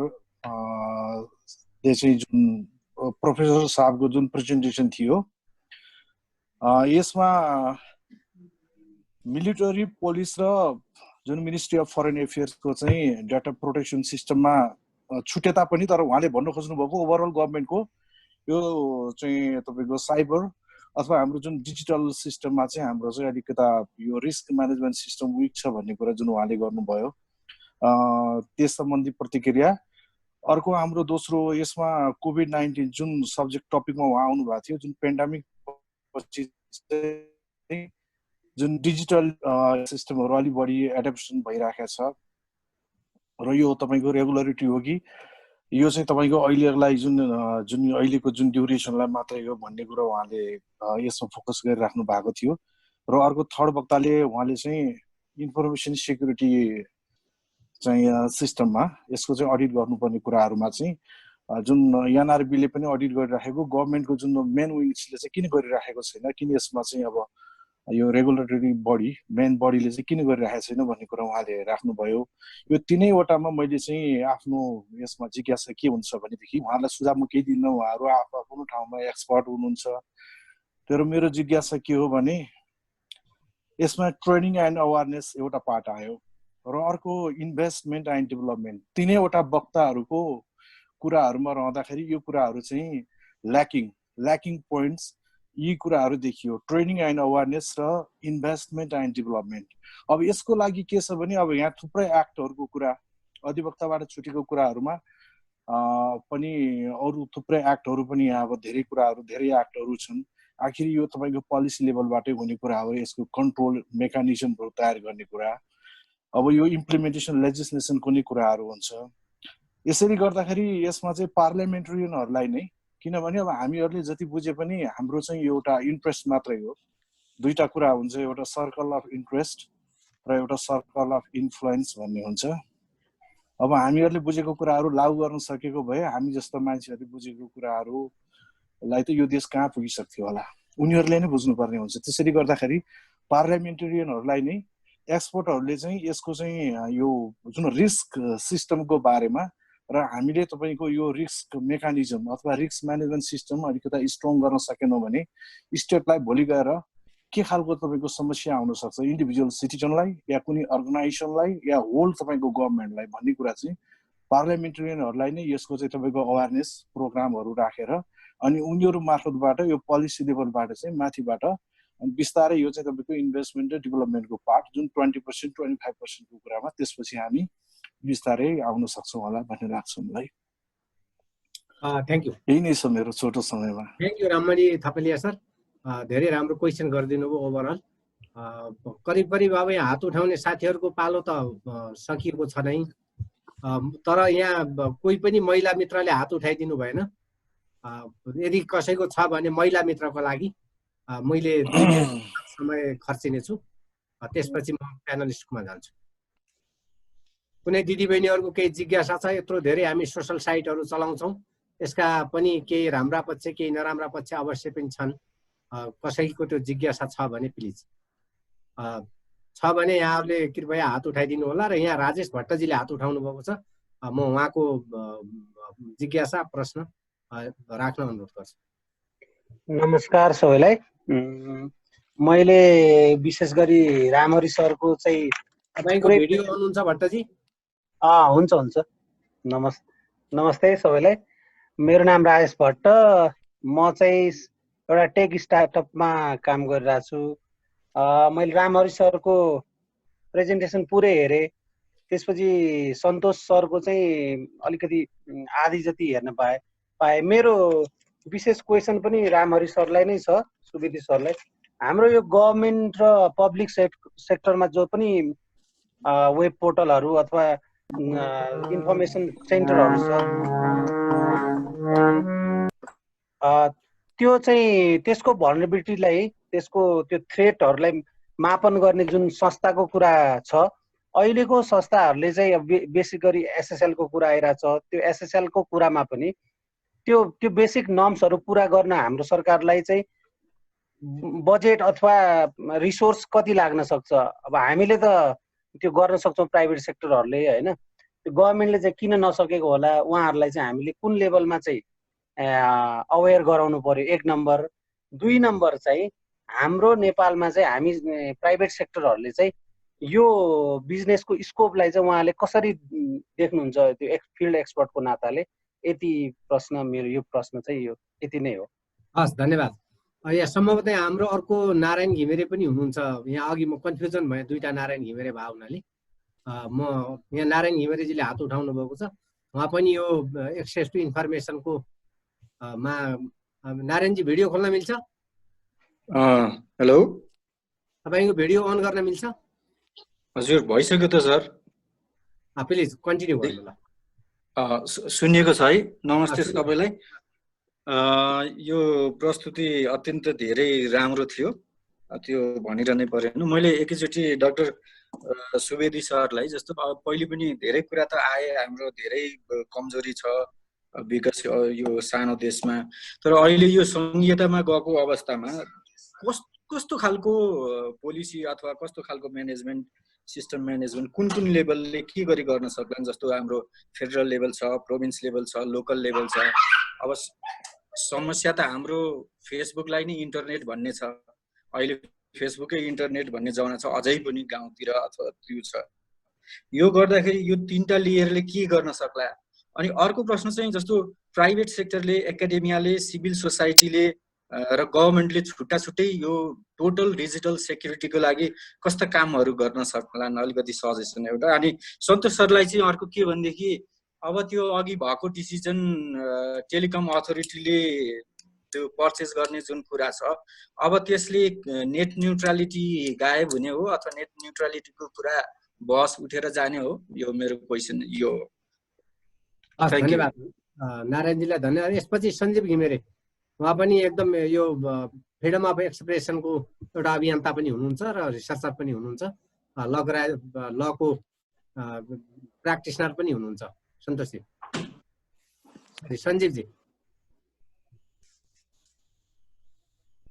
सञ्जीवजी तपाईँको आवाज आइपुगेन। धेरै राम्रो थियो, अत्यन्त मिठो थियो। नारायणजीलाई धन्यवाद पनि। म खास गरी अलिकति फोकस केमा हुन चाहेँ भने डाक्टर साहबको प्रस्तुति र अरू सुनैनाजी र इभन सन्तोषजीले पनि कतिपय यो मेरो चाहिँ प्रश्न जोडिन्छ होला। मेरो जिज्ञासा चाहिँ के हो भने यो विभिन्न सेक्टरले एउटा यो सेक्युर इन्टरनेट एक्सेस भयो भने मात्रै खासमा इन्टरनेट फ्रिडम एस्योर हुन्छ भन्ने कुरा आजको यो कार्यक्रमबाट निचोड निकाल्न सकिन्छ होला। इन्टरनेटको एक्सेस मात्रै ठुलो कुरा होइन कि सेक्युर एक्सेस पनि चाहिँ ठुलो कुरा हो र त्यसको लागि स्टेटको मेजर रोल त हुने नै भयो भने अरू स्टेक होल्डरहरूको रोललाई पनि धेरै कुरा त आइसकेको छ। अलिकति बढी चाहिँ प्राइभेट सेक्टर अथवा इन्टरप्रेन्योरहरूले के भूमिका खेल्नुपर्छ र अरू इन्स्टिट्युसनहरूले अरू सेक्टरको भूमिका के हुनसक्छ, क्याटेगोरिकल्ली अलिकति यसमा सबै प्रस्तुताको केही आइडिया राम्रो हुन्थ्यो भन्ने एउटा कुरा। अर्को कुरा चाहिँ हामी कहाँ डिजिटल इकोनोमीको चाहिँ हिस्सा एकदमै सानो छ अहिलेसम्म, तैपनि हामी कहाँ यति धेरै अनसेक्युर छौँ हामी भन्ने कुरा आज आइसक्यो। जब यो हामी चाहिँ इकोनोमी चाहिँ डिजिटाइज हुने भन्ने गभर्मेन्टको त अब डिजिटल नेपालको त गभर्मेन्टको परिकल्पनै छ भनेपछि जब डिजिटल फेजमा एजमा चाहिँ हाम्रो इकोनोमी पेनेट्रेट गर्छ र हामी डिजिटाइज हुँदै जान्छौँ भनेपछि त हामी झन् बढी इन्सेक्युर हुने रहेछौँ। त्यसैले डिजिटाइज इकोनोमिक ट्रान्ज्याक्सन हुने बेलामा चाहिँ इन्टरनेट सेक्युरिटी अथवा साइबर सेक्युरिटीलाई एस्योर गर्न थप के कुरा चाहिँ कस्तो भूमिका खेल्नुपर्छ होला गभर्मेन्टले र अरू सेक्टरले, अलिकति यतापट्टि फोकस भएर म सबैको चाहिँ एउटा त्यसमा सुझाव आओस् भन्ने पनि चाहन्छु। धन्यवाद नारायणजी, यति नै हो। धन्यवाद एकदमै सञ्जीवजीलाई। अब हाम्रो कृष्ण सापकोटाजी। म पनि भूमिका नमानिकन तीनवटै प्रेजेन्टरलाई एकदमै धेरै धन्यवाद। मेरो प्रश्न चाहिँ अलिकति पोलिटिकल प्रश्न छ। मैले खास गरी उठाउन खोजेको कुरा चाहिँ इन्टरनेट हामी सबैको एउटा बेसिक नेड भइसकेको अवस्थामा इन्टरनेटबाट नै एजुकेसनदेखि लिएर अन्य फ्रिडम्सहरू पनि इन्जोय गर्ने कुरादेखि लिएर एउटा ग्लोबल फेनोमेना नै भइसकेको सन्दर्भमा चाहिँ अब यो फ्रान्स जर्मनी भन्दा पनि धेरै ठुलो भोल्युममा चाहिँ यो टेक कम्पनीजहरू आइसकेको सन्दर्भमा अब चाहिँ यो कन्ट्री बिचको अथवा कन्ट्री सिटिजन बिचको एउटा जुन सोसल कन्ट्र्याक्टले चाहिँ समाज चलिरहेको थियो अब चाहिँ हामीले यो नयाँ सन्दर्भमा चाहिँ नयाँ खालको सोसल कन्ट्र्याक्ट अथवा डिजिटल सोसल कन्ट्र्याक्ट बनाउनु पर्ने अवस्था सिर्जना भएको हो कि होइन यो अहिलेको जुन पेन्डेमिकको सिचुएसनले गर्दाखेरि पनि इन्टरनेट चाहिँ जुन एउटा बेसिक फ्रिडम बेसिक निड भएको छ यो सन्दर्भलाई चाहिँ मेरो तीनजना प्यानलिस्टहरूले सम्भवतः यो कुरालाई एड्रेस गर्नु सक्नुहुन्छ होला। हस्, धन्यवाद। अब अन्तिम क्वेसन लिन चाहन्छु। हाम्रो बाजुरादेखि कानुन व्यवसाय हर्क कडायतजी हो। हर्क भन्ने मात्रै नाम आयो यहाँ, प्लिज पुरा नाम पनि भनिदिनु होला। हर्क कुन्टागे छ? हजुर हजुर प्लिज हर्क के भन्नुहोस् त पुरा। हर्क खडायत प्लिज। सबैलाई नमस्कार। कार्यक्रम एकदम महत्त्वपूर्ण लाग्यो। मेरो खास प्रश्न भन्दा पनि एकजना सरले अघि फर्स्टमा सोध्नु भएको प्रश्न थियो, जो यो विशेष गरिकन यो सोसियल मिडियाहरूमा अनि फोन अनि इमेल इन्टरनेट जो मेसेजहरू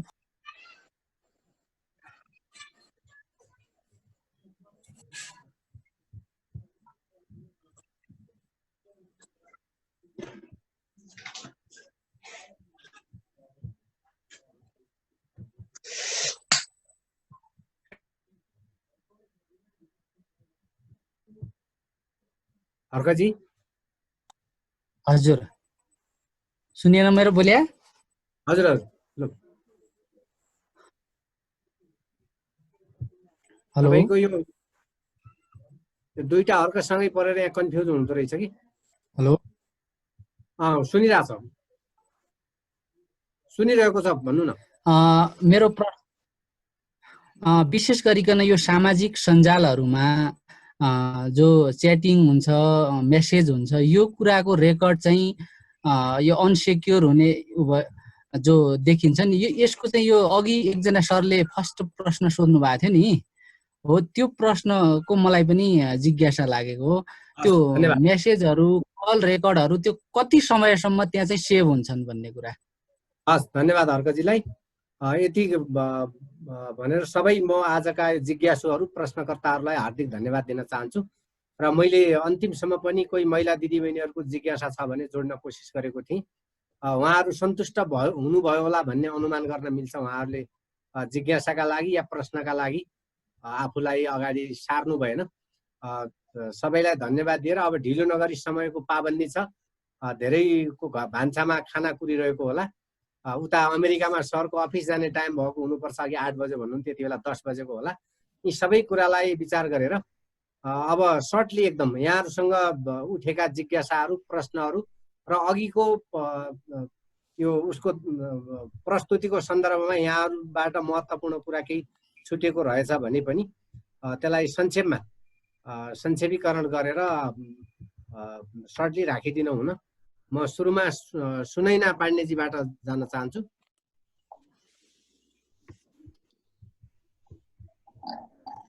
सुनैनाजी, प्रश्नको लागि धेरै धेरै धन्यवाद। मलाई केही सुझावहरू पनि धेरै जसो आए जस्तो लाग्छ। प्रश्न एकदमै कम आएको छ मेरो लागि। सुझावको लागि यहाँलाई धन्यवाद दिन चाहन्छु।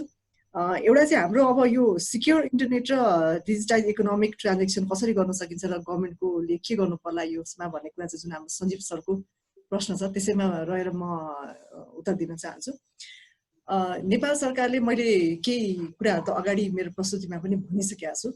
अब हाम्रो सेफ इन्टरनेटको लागि सबैभन्दा ठुलो चाहिँ मैले आज रामहरि डाक्टर साहबले एउटा प्रेजेन्टेसनमा राख्नु भएको थियो, बिचमा इन्टरनेटको बिचमा फायरवाल हुनुपर्छ, जुन त्यो एउटा सिक्योर आइटी इन्फ्रास्ट्रक्चर भन्छ हामी त्यसलाई। त्यो किसिमको इन्भाइरोमेन्टको विकास गर्नु पर्यो। पहिला सिक्योर एउटा इन्टरनेट चलाउनलाई एउटा सिक्योर आइटी इन्फ्रास्ट्रक्चरको जसलाई हामी बेसिक पूर्वाधार तयार गर्नुपर्छ, सिक्युरिटीको पूर्वाधार भन्न मिल्छ यसलाई। त्यसमा चाहिँ फायरवाल हुन सक्छन्, जस्तै HTTPS जस्ता हाम्रो वेबसाइटमा चाहिँ हामीले SSL भनिन्छ त्यसलाई। अब यो टेक्निकल शब्दहरू छन् केही कुराहरू, SSL को प्रयोग गर्न सकिने, जसलाई चाहिँ सिक्योर साइटमा लिन सकिन्छ। जुन अघि हाम्रो डाक्टर साहबले देखाएकोमा नट सिक्योर भनेर देखाइरहेको थियो, त्यो चाहिँ SSL को प्रयोग नगरेर चाहिँ नट सिक्योर भनेर देखाएको। उहाँले एउटा फ्रीमै पनि इन्टरनेट चाहिँ लाई सिक्योर बनाउन सकिन्छ, फ्री साइट्सहरू पनि छन् भनेर दिनुभएको थियो। त्यो किसिमको मेकानिजमहरू हामीले विकास गर्नुपर्छ र आइटीमा इन्भेस्टमेन्ट बढाउन एकदमै जरुरी छ। सूचना प्रविधिमा जबसम्म लगानी बढ्दैन तबसम्म यसमा चाहिँ उत्कृष्ट सुविधा हामीले या सिक्योर इन्टरनेट चलाउन एकदमै गाह्रो छ। अर्को समस्या के छ भन्दाखेरि हाम्रो जुन नेपाल सरकारले आजसम्म 42% चाहिँ हजुरको इन्टरनेटमा ट्याक्स लगाइएको छ। यसमा थुप्रै कुराहरू छन्। अब यो आरटिडी भन्छौँ, त्यसपछि ब्रोडब्यान्डको रोयल्टीहरू भन्छौँ, त्यो डिफ्रेन्ट कुराहरू चाहिँ डिफ्रेन्ट ट्याक्सेसहरू गरेर लगभग त हजुरको 42% ट्याक्स लिन्छ। तर 42% ट्याक्स लिए बापत चाहिँ त्यसमा फेरि त्यो लगानी चाहिँ फिर्ता आएको अवस्था देखिँदैन। त्यो लगानी कहाँ जान्छ अब हामीलाई थाहा छैन। अब हामीले लगभग मलाई यो ट्याक्सको ब्रेकडाउन अलिकति याद भएसम्म म यहाँलाई सेयर गर्दैछु। आरटिडिएफमा चाहिँ हामीले 2% तिर्ने गरेको छ। हाम्रो प्रत्येक महिनाको टेलिफोन बिलबाट जाने हो यो 2%। र त्यसै गरी रोयल्टी हजुरले हेर्नुभयो भने इन्डिया, बङ्गलादेश, अफगानिस्तान, मालदिप्स, हाम्रो छिमेकी कन्ट्रीहरू मालदिप्स, श्रीलङ्का, कहीँ पनि हाम्रो रोयल्टी तिर्नु पर्दैन। पाकिस्तानले एउटा 1.5% रोयल्टी लिन्छ, तर नेपालले 4% रोयल्टी लिन्छ। त्यो पैसा कहाँ जान्छ? त्यसै गरेर हजुरको यो टिडिएस फर ब्यान्डविथ इम्पोर्ट गर्दाखेरि टिडिएस चार्ज लिन्छ, त्यो 10% छ। त्यसै गरी टिएससी भन्छ, त्यसलाई 13% लिन्छ र भ्याट हाम्रो 13% छँदैछ। त्यसै गरेर कस्टम फर फाइबर केबल ल्याउनलाई पनि कस्टम ड्युटी लिन्छ 15%। सबै गरेर कुल मिलाएर 42% चाहिँ यति महँगो इन्टरनेट हामीले चलाउँछ, जसलाई चाहिँ हामीले इन्टरनेट सुड बी हाम्रो फन्डामेन्टल राइट हुनुपर्छ भनेर हामीले आज कुरा गरिरहेको अवस्थामा यति महँगो हामी तिर्छौँ, तर त्यसको लगानी हामीलाई फिर्ता आएको छैन यति महँगो ट्याक्स तिर्दाखेरि पनि। र यो डिजिटल ट्रान्जेक्सन इकोनोमीलाई सबैभन्दा सुरुवात हाम्रो डिजिटल इकोनोमिक ट्रान्सफर्मेसनको लागि चाहिँ बेसिक पूर्वाधार गर्नु तयार छ। हामीले सबै कुरालाई डिजिटल फर्ममा लैजान एकदमै जरुरी छ। हरेक अब आजको दिनमा हजुरको हाम्रो इकोनोमिकल ट्रान्जेक्सन या फाइनेन्सियल ट्रान्जेक्सन पनि हाम्रो यो पेन्डेमिकको अवस्थामा धेरै बढेको छ नेपालमा पनि। तर हामी जुन फाइनेन्सियल ट्रान्जेक्सनहरू प्रत्येक दिन गरिरहेछौँ, के हामी सिक्योर छौँ त? हाम्रो पैसा ट्रान्जेक्सनहरू जति फाइनेन्सियल हामीले गरिरहेको छौँ त्यो सबै सिक्योर वेमा हामीले गर्न सकेका छौँ त? त्यति 100% सिक्योरिटी छौँ भने मलाई विश्वास छैन। त्यसले गर्दाखेरि सबैभन्दा ठुलो कुरा लगानी एकदमै बढाउनु पर्यो र त्यो किसिमको पूर्वाधार इन्फ्रास्ट्रक्चर सिक्योर पूर्वाधारको विकास गर्नुपर्ने आवश्यकता देख्छु। र अर्को जुन अरू सायद मलाई त्यति डाइरेक्ट प्रश्नहरू थिएनन्, यति भन्दै म अर्को प्यानलिस्टको लागि थ्याङ्क यू सुनैना म्याडम, असाध्यै राम्रो प्रेजेन्टेसनका लागि। सबै जिज्ञासा र प्रश्नलाई पनि समेट्नुभयो होला। सन्तोष सिग्देलज्यू। Thank you Narayan sir. मैले अघि न छुटाएको केही कुरा पनि थप्नु भनेर भन्नुभएको छ, त्यसपछि केही प्रश्नहरू पनि छन् होइन। सबभन्दा पहिला त अलिकति मैले इन्टरनेट फ्रिडमबाट सुरु गरेँ, सेक्युरिटी कुरा पनि अलिकति जोड्दा उपयुक्त हुन्छ जस्तो लाग्यो। नेपाल टेलिकम अथोरिटीले एउटा चाहिँ नि सेक्युरिटीको डिजिटल सेक्युरिटी अथवा साइबर सेक्युरिटी पोलिसी 2016 मा बनाएको होइन, ड्राफ्ट एउटा बनाएको। त्यसपछि गएर 2016 मा बनेको ड्राफ्ट अहिलेसम्म त्यसमा छलफल पनि हुन सकेको छैन। एनडिएको वेबसाइटमा जस्ताको तस्तै छ। त्यसपछि गएर त्यसमा यसपालिको बजेटमा अब साइबर सेक्युरिटी सम्बन्धी चाहिँ नि एउटा डिपार्टमेन्टको लागि स्कोपिङ गर्ने, त्यसमा चाहिँ नि सम्भाव्यता अध्ययन गर्ने 1 वर्ष लगाएर भनेर पनि चाहिँ नि गभर्मेन्टको प्लान एन्ड पोलिसीमा आएको छ। त्यसले गर्दाखेरि साइबर सेक्युरिटी हाम्रो स्टेटको पोलिसी प्रायोरिटीमा छ कि छैन भनेर भन्ने कुरा महत्त्वपूर्ण हुन्छ। र आजको छलफलको एउटा पाटो के हो भनेर भन्दाखेरि इन्टरनेट भनेको सेक्युर इन्टरनेट हो। त्यो सेक्युर हुनको लागि त्यसमा इन्फ्रास्ट्रक्चर पनि चाहिन्छ, त्यसपछि गएर त्यसको लागि पोलिसी पनि चाहिन्छ, त्यसपछि बल्ल त्यसलाई सेक्युर बनाउन सकिन्छ भन्ने हो। त्यसले गर्दाखेरि स्टेटले सबभन्दा पहिला त यसलाई प्रायोरिटीको रूपमा ग्रहण गर्नु पर्यो। हामी जुन इकोनोमीमा जाने भनिरहेछौँ, डिजिटल इकोनोमीमा जाने भनिरहेछौँ र त्यसको लागि हामीलाई रेडी गरिरहेछौँ भनेदेखि त्यसको लागि चाहिने ल पोलिसीहरू चाहिँ नि रेडी हुनु पर्यो भनेर भन्ने हो। जुन छैन त्यसलाई बनाउनु पर्यो, जुन छ त्यसलाई अपडेट गर्नु पर्यो भनेर भन्ने हो। अब अघि न केही साथीहरूले भन्नुभयो कि मैले छुट्याएको थिएँ, सुनेनाजीले पनि केही थप्नुभयो, त्यो अलिकति फोकस हुनको लागि र डिस्कसन अलिकति फोकस भयो होस् भनेर भन्ने हिसाबले मैले चाहिँ नि पुरानो प्याटेन्टहरू चाहिँ नभनेर इन्टरनेट फ्रिडम कहाँ जोडिएको छ भनेर भनेको। एउटा मैले छुट्याएको कुरा अर्को पनि के हो भन्दाखेरि अहिले भइरहेको आइटी बिल, अहिले भइरहेको कानुनमा रिप्लेस गर्ने गरी, भइरहेको कानुनलाई रिप्लेस गर्ने गरी, विद्युतीय कारोबार ऐनलाई रिप्लेस गर्ने गरी जुन छाता ऐन भनेर लिएर आउन खोजिरहेको छ, त्यो कानुन इन्फर्मेसन टेक्नोलोजी ल, त्यो कानुन कतिको उपयुक्त छ, त्यसले चाहिँ नि साँच्चीकै अहिले भएको अहिले नभएका व्यवस्थाहरूलाई पदपूर्ति गर्न सक्छ सक्दैन, अथवा जे खोजेको छ त्यसले दिन सक्छ कि सक्दैन, अथवा त्यसले साँच्चीकै राइटलाई चाहिँ प्रोटेक्ट गर्छ कि गर्दैन भन्ने कुरामा पनि छलफल हुन जरुरी छ। किनभने त्यहाँ भएका प्रावधानहरूले इन्टरनेटलाई भोलि गएर इन्टरनेट प्लेटफर्महरू, त्यसमा काम गर्ने थर्ड पार्टीहरू, तिनीहरूलाई काम गर्न अझ गाह्रो हुने सिचुएसन आउने स्थिति रहेको छ। त्यसले गर्दाखेरि त्यो कानुनमा व्यवसायीको पनि एन्टरप्रेनरहरूले त्यसमा छलफल गर्न जरुरी छ भनेर हामीले एउटा छलफल पनि गरेका थियौँ। त्यसमा थर्ड पार्टीलाई उस इन्टरनेटमा हुने कारोबारमा अथवा त्यसमा हुने ट्रान्जेक्सनमा थर्ड पार्टीलाई लायबल बनाउन सक्नेसम्मको चाहिँ नि व्यवस्था छ। काठमाडौँ प्रेसको कन्टेन्ट हटाइएको एउटा उदाहरण हो जुन सोनाजीले अघि नै उल्लेख गर्नुभयो। यो बिचमा काठमाडौँ प्रेसले राखेको मिडियाको कन्टेन्ट त्यसको डेभलप गर्ने पक्षबाट हटाइएको थियो। त्यसमा के भनिएको थियो, किन भन्यो भन्दा त्यसमा भएको कन्टेन्ट त्यति हामीलाई चाहिँ नि त्यो विश्वासिलो थिएन, त्यही भएर हटाएको भन्नेसम्मको रेस्पोन्स आयो। भनेपछि थर्ड पार्टीले अथवा आइएसपीले अथवा नेटवर्क प्रोभाइडरले सर्भिस प्रोभाइडरले गेटकिपरको रूपमा काम गर्ने स्थिति आउनु हुँदैन। तर अब आउने कानुनले त्यो गेटकिपरको रूपमा नयाँ चाहिँ नि प्रावधान सुरु गर्न लागेको छ। सँगसँगै त्यसमा चाहिँ नि कन्टेन्ट रेगुलेसनको हिसाबले पनि केही आपत्तिजनक चाहिँ नि प्रावधानहरू पनि छन्, जस्तो जिस्क्याउने, होच्याउने, त्यसलाई पनि चाहिँ सामाजिक सञ्जालमा त्यस्तो खालको कन्टेन्ट राख्नेलाई पनि कारबाही गरिने छ। सुरुमा त 15 लाख रुपियाँ जरिवानादेखि 5 वर्षसम्म कैद भन्ने थियो, पछि घटाएर त्यसलाई चाहिँ घटाइएको छ। तर पनि अझै पनि त्यो चाहिँ एकदमै त्यो कानुन चाहिँ नि दुविधाजनक पनि छ, सँगसँगै त्यसले चाहिँ बढी चाहिँ रेगुलेट पनि गर्न खोजेको छ। त्यसले इन्टरनेट फ्रिडममा पनि प्रभाव पार्ने भएर मैले अलिकति जोडे छुटे कुरालाई हैन। त्यसपछि गएर अब आएर चाहिँ नि मानव अधिकारको कुरा, हाम्रो विश्वजीतजीले अलिकति इन्टरनेट अबको अवस्थामा आएर मानव अधिकारको रूपमा रहन पर्ने होइन र यसलाई चाहिँ ह्युमन राइट, इन्टरनेट एक्सेसलाई चाहिँ ह्युमन राइटकै रूपमा ट्रिट गरिनुपर्छ भनेर भन्ने कुरा उठाउनु भएको छ। पक्कै पनि केही देशहरूले इन्टरनेटलाई संविधानमै अथवा चाहिँ कानुनमै यो चाहिँ नि फन्डामेन्टल राइट हो, मौलिक हक हो भनेर सुनिश्चित गरेका देशहरू पनि छन्। फिनल्यान्ड पहिलो देश थियो, अरू केही देशहरूले पनि गरेका छन् हैन। केही देशहरूले त्यसलाई चाहिँ नि कानुनमा सुनिश्चित गरेका छन्, जस्तो इन्टरनेटमा जुन प्रोटेक्सन छ, अनलाइनको प्रोटेक्सनलाई कानुनलाई नै सुनिश्चित गर्ने केही देशहरू पनि छन्। हाम्रो देश त्यो पनि हो हैन। त्यसले गर्दाखेरि हामी सैद्धान्तिक रूपमा कानुनमा मानवाधिकार हो भनेर मात्र लेख्छौँ र त्यसपछि सबै कुरा बिर्सिन्छौँ कि त्यो अनुसारको व्यवस्था पनि क्रिएट गर्छौँ भन्ने कुरा हो।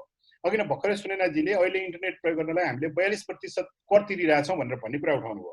पक्कै पनि हामीले मानवाधिकार भन्ने तर व्यक्तिको क्षमताभन्दा बाहिर पुर्याएर बहुसङ्ख्यक जनताले अफोर्ड गर्न नसकिने इन्टरनेट लिएर आएर त्यसलाई चाहिँ मानवाधिकार भन्ने हो कि त्यो इन्टरनेटमा गरिएको लगानीलाई लगानीको रूपमा नबुझिकन, त्यसलाई चाहिँ खर्चको रूपमा नबुझिकन लङ टर्म लगानीको रूपमा बुझ्ने हो। हामीले डिजिटल इकोसिस्टममा कर लगाएर त्यसबाट कर प्राप्त गर्ने खोज्ने होइन कि यसलाई एडाप्ट गरेर सकेसम्म यसलाई चाहिँ नि बहुसङ्ख्यक जनताले एडप्ट गर्न सकुन् भन्ने स्थितिमा लाने हो। र पक्कै पनि यो इन्टरनेटसँग अरू थुप्रै मानवाधिकारहरू जोडिएका छन्। राइट टु एजुकेसनको कुरा, राइट टु इन्फर्मेसनको कुरा, अघि नै हामीले प्राइभेसीको कुरा भनिसक्यौँ। त्यसपछि गएर कल्चरको कुरा, एक्सेसिबिलिटीको कुरा, थुप्रै मानवाधिकारहरू इन्टरनेटमा अहिले पछिल्लो चरणमा त सबै कुरा इन्टरनेट डिजिटल इकोसिस्टममा गइसकेपछि त्यो महत्त्वपूर्ण छ। त्यसले गर्दाखेरि दुईटै पक्ष हुनुपर्छ। एउटा चाहिँ अधिकारको रूपमा पनि यसलाई सुनिश्चित गरिनुपर्छ, अर्को त्यो सम्बन्धी चाहिँ नि व्यावहारिक रूपमै राज्यले इन्टरनेटको पहुँच सबैमा पुग्ने गरी त्यसलाई सुनिश्चित गर्नुपर्छ र सबभन्दा पहिला यसलाई अफोर्डेबल बनाउनुपर्छ। युएनले चाहिँ नि अघि नै पनि मैले भने जुन 5% इन्टरनेट चाहिँ पहुँच हुनुपर्छ भन्ने 5बाट 3 बनाएको छ। हामी कहाँ अहिले पनि हाम्रो चाहिँ नि इन्टरनेटको लागि हामी अलिकति सेक्युर अथवा अलिकति चाहिँ नि गतिशील इन्टरनेटको लागि जति तिर्न परिरहेछ त्यो अहिले पनि सबभन्दा महँगो। अहिले पनि तपाईँहरूले रिपोर्ट हेर्नु भने इन्टरनेटमा भेटिन्छ। हामीले तिर्ने इन्टरनेटको पैसा वान अफ द हामी चाहिँ नि एक्सपेन्सिभ कस्टमर हौँ, हामीले बढीभन्दा बढी तिर्न परिरहेछ। त्यसले गर्दाखेरि त्यसलाई अफोर्डेबल बनाउनुपर्छ। अब यो नयाँ सफ्टवेयरको बारेमा प्रश्न अलिकति मेरो बिचमा इन्टरनेट कनेक्सन टुटेर मैले नयाँ सफ्टवेयरकोले के गर्छ भन्ने एउटा कुरा मेरो विचारमा नारायणजीको प्रश्न थियो, त्यो मैले त्यति धेरै बुझिनँ। तर मेरो चाहिँ कुरा के हो भन्दाखेरि त्यो जुन निकायले यो सफ्टवेयर किन्ने भनिरहेछ र त्यो सफ्टवेयरकै प्रकृति के हो भन्दाखेरि यो सर्भाइलेन्स गर्ने चाहिँ नि एउटा मेकानिजम हो र राज्यले नागरिकको सर्भाइलेन्स गर्नको लागि अथवा चाहिँ त्यो मेकानिजम कानुनले नदिएको अथोरिटी नदिएको संस्थाले त्यसरी काम गर्न हुँदैन। र बिचमा चाहिँ के पनि भएको थियो, तपाईँहरूलाई याद छ होला, केही वर्ष अगाडि आइएसपीले नै लिएर आएर त्यस्तो सफ्टवेयर, अहिलेको आइटी बिलको एउटा प्रब्लम भनेको के भन्दाखेरि आइएसपीले नै इन्टरनेट सर्भिस प्रोभाइडरले त्यस्तो सफ्टवेयर आफ्नै खर्चमा राख्नुपर्छ र राज्यलाई त्यसको एक्सेस दिनुपर्छ भन्ने प्रावधान पनि बिचमा लिएर आउन खोजेको थियो। त्यसले गर्दाखेरि त्यसले चाहिँ नि भोलि गएर हामी चाहिँ कन्ट्रोल इन्टरनेट, जुन इन्टरनेटको आफ्नै भ्यालुको विरुद्धमा छ, कन्ट्रोल रेगुलेटेड र त्यो इन्टरनेटमा प्रवेश गर्नेछौँ। त्यसले गर्दाखेरि त्यो चाहिँ त्यो प्रब्लमेटिक हुन्छ, त्यसलाई रोकिनुपर्छ र नागरिक तहमा पनि त्यसको विरोध हुनुपर्छ भन्ने हो। अब एउटा सिरियस पोलिटिकल क्वेसन चाहिँ कृष्णजीको आएको थियो होइन, फेरि पनि राजेश भट्टजी पनि क्वेसन रहेछ, मैले यो बिचमा हेर्न भएको छैन तर छोटो पार्छु म। कृष्णजीको सुरुको क्वेसन के थियो भन्दाखेरि हामी साँच्चै नयाँ सोसियल कन्ट्र्याक्टको आवश्यक छ कि छैन, हामी चाहिँ नि जुन फेजमा गइरहेछौँ जसरी गइरहेछौँ त्यो नयाँ सोसियल कन्ट्र्याक्ट आवश्यक छ कि छैन भन्ने क्वेसन चाहिँ एकदमै महत्त्वपूर्ण क्वेसन हो। तपाईँले इन्टरनेट गभर्नेन्स फोरममा भइरहेको गएको 5-7 वर्षको डिस्कसन हेर्नु हो भने युएनमा भएको आइजिएफमा भएको इन्टरनेटको डिस्कसन, इन्टरनेट गभर्नेन्सको डिस्कसन हेर्नु हो भने इन्टरनेट कसले कन्ट्रोल गर्नुपर्छ भन्ने डिस्कसन चाहिँ एकदमै महत्त्वपूर्ण रूपमा बढिरहेछ। बिचमा केही देशहरूले यो चाहिँ नि सरकारको अन्तर्गतमा हुनुपर्छ, नेसनल सोभरेन्टी भन्दा बाहिर इन्टरनेट रहन सक्दैन, त्यसले गर्दाखेरि यो एक्स्ट्रा जुडिसियल टेरिटोरी यसको भए पनि सरकारले त्यसलाई नियन्त्रित हुन गर्ने किसिमको हुनुपर्छ भन्ने डिबेट चाहिँ बढ्दै गइरहेछ। र पछिल्लो चरणमा यो अघि नै हामीले कसको भूमिका के हो भन्ने कुरा गर्दाखेरि इन्टरनेट गभर्नेन्स एउटा मल्टी स्टेक होल्डर प्रक्रिया हो, त्यसले गर्दाखेरि यसमा चाहिँ नि प्राइभेट सेक्टरको पनि त्यतिकै रोल हुन्छ, त्यसपछि गएर एकाडेमियाको, टेक्निकल ग्रुपको, सरकारको सबैको भूमिका हुन्छ। त्यसले गर्दाखेरि एउटा ग्रुपले मात्र गरेर हुँदैन र यो सेग्रिगेटेड इन्टरनेट नआउने हो भने, किनभने बिचमा रसियाले आफ्नो देशमा मात्रै हुन सक्ने गरी इन्टरनेट चलाउन सकिन्छ कि सकिँदैन भने रसियाको मात्रै इन्टरनेट पनि चलाएर ट्राई गरेर हेरेको थियो। र यो जब हामी सोसल कन्ट्र्याक्टको कुरा गर्छौँ अब दुईटा पक्ष मात्र रहेन, यहाँ नागरिक र सरकार मात्र छैन, यो कन्ट्र्याक्टको पक्ष भनेको प्राइभेट सेक्टर त्यत्तिकै बलियो पक्ष हो, किनभने इन्टरनेटको ब्याकबोन चलाउनेदेखि लिएर सरकारले फेसिलिटेट मात्र गर्ने हो, यसको महत्त्वपूर्ण पक्ष भनेको प्राइभेट सेक्टर हो। र हामीले त्यस्तो किसिमको सोसल कन्ट्र्याक्टको डिस्कसन सुरु गर्ने हो भने कोसँग के कति छ, उसँग चाहिँ त्यो स्टेक कसको इन्ट्रेस्ट चाहिँ स्टेकमा छ भन्ने कुरा एकदमै इम्पोर्टेन्ट हुन्छ। र अहिलेको चरणमा हेर्ने हो भने नागरिकको हाम्रो स्टेक चाहिँ एकदमै बढी छ, हाम्रो प्राइभेसीको, हाम्रो डेटाको। आज हामी चाहिँ नि फ्रीमा जे चिज चाहिँ प्रयोग गरेका छौँ, चाहे त्यो सर्भिस फेसबुकको सर्भिसको रूपमा होस् अथवा युट्युबको सर्भिसको रूपमा, हामी चाहिँ हाम्रो डेटाको रूपमा त्यसलाई पे गरिरहेछौँ र हामी चाहिँ भल्नरेबल सिचुएसनमा छौँ त्यो सोसल कन्ट्र्याक्टको त्यो नयाँ कन्ट्र्याक्ट गर्ने हो भने।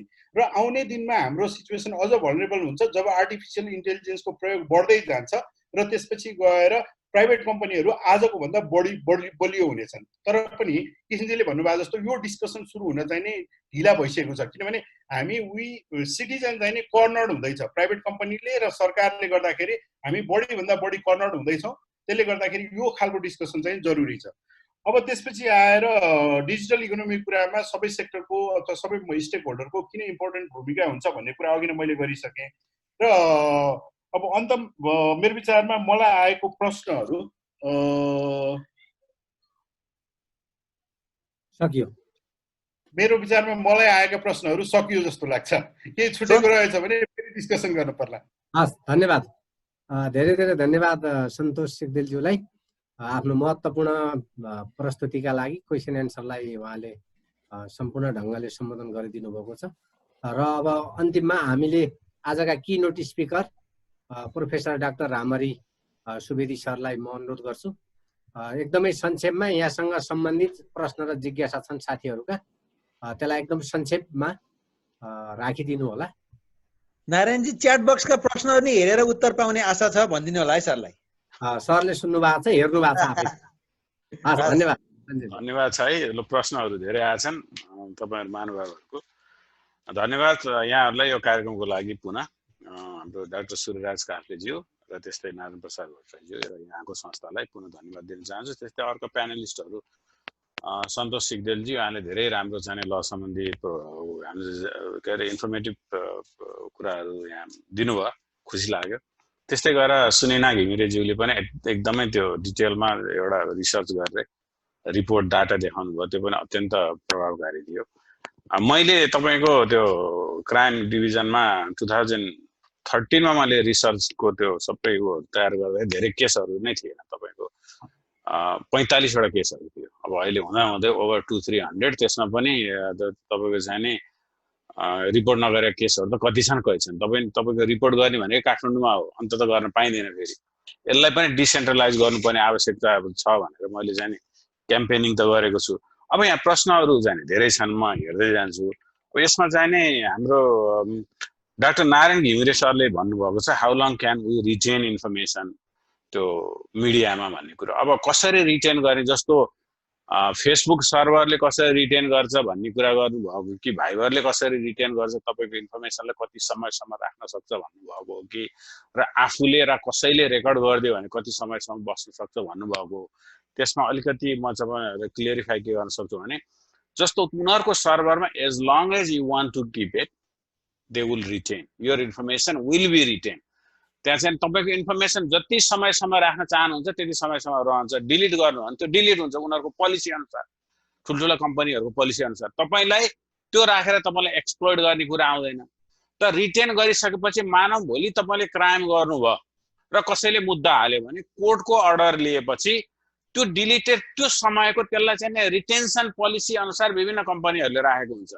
ल 2 वर्ष अगाडिको मलाई चाहिँ त्यहाँको डाटा चाहियो भनेपछि उनीहरूले कोर्ट अर्डर अनुसार दिन सक्छ। बुझ्नुभयो नि? जस्तो स्न्यापच्याट गर्नुभयो भने चाहिँ तुरुन्तै डिलिट हुन्छ भन्ने छ है। अब मान्छेले तपाईँलाई एक्सप्लोइट गर्न खोजेको छ, तपाईँलाई बदनाम गर्न खोजेको छ, तपाईँबाट केही बेनिफिट लिन खोजेको छ भने उनीहरूले तपाईँको मोबाइलबाट पनि रेकर्ड गर्न सक्छ। एउटा मोबाइलमा गरे अर्कोबाट रेकर्ड गर्दै भइहाल्छ।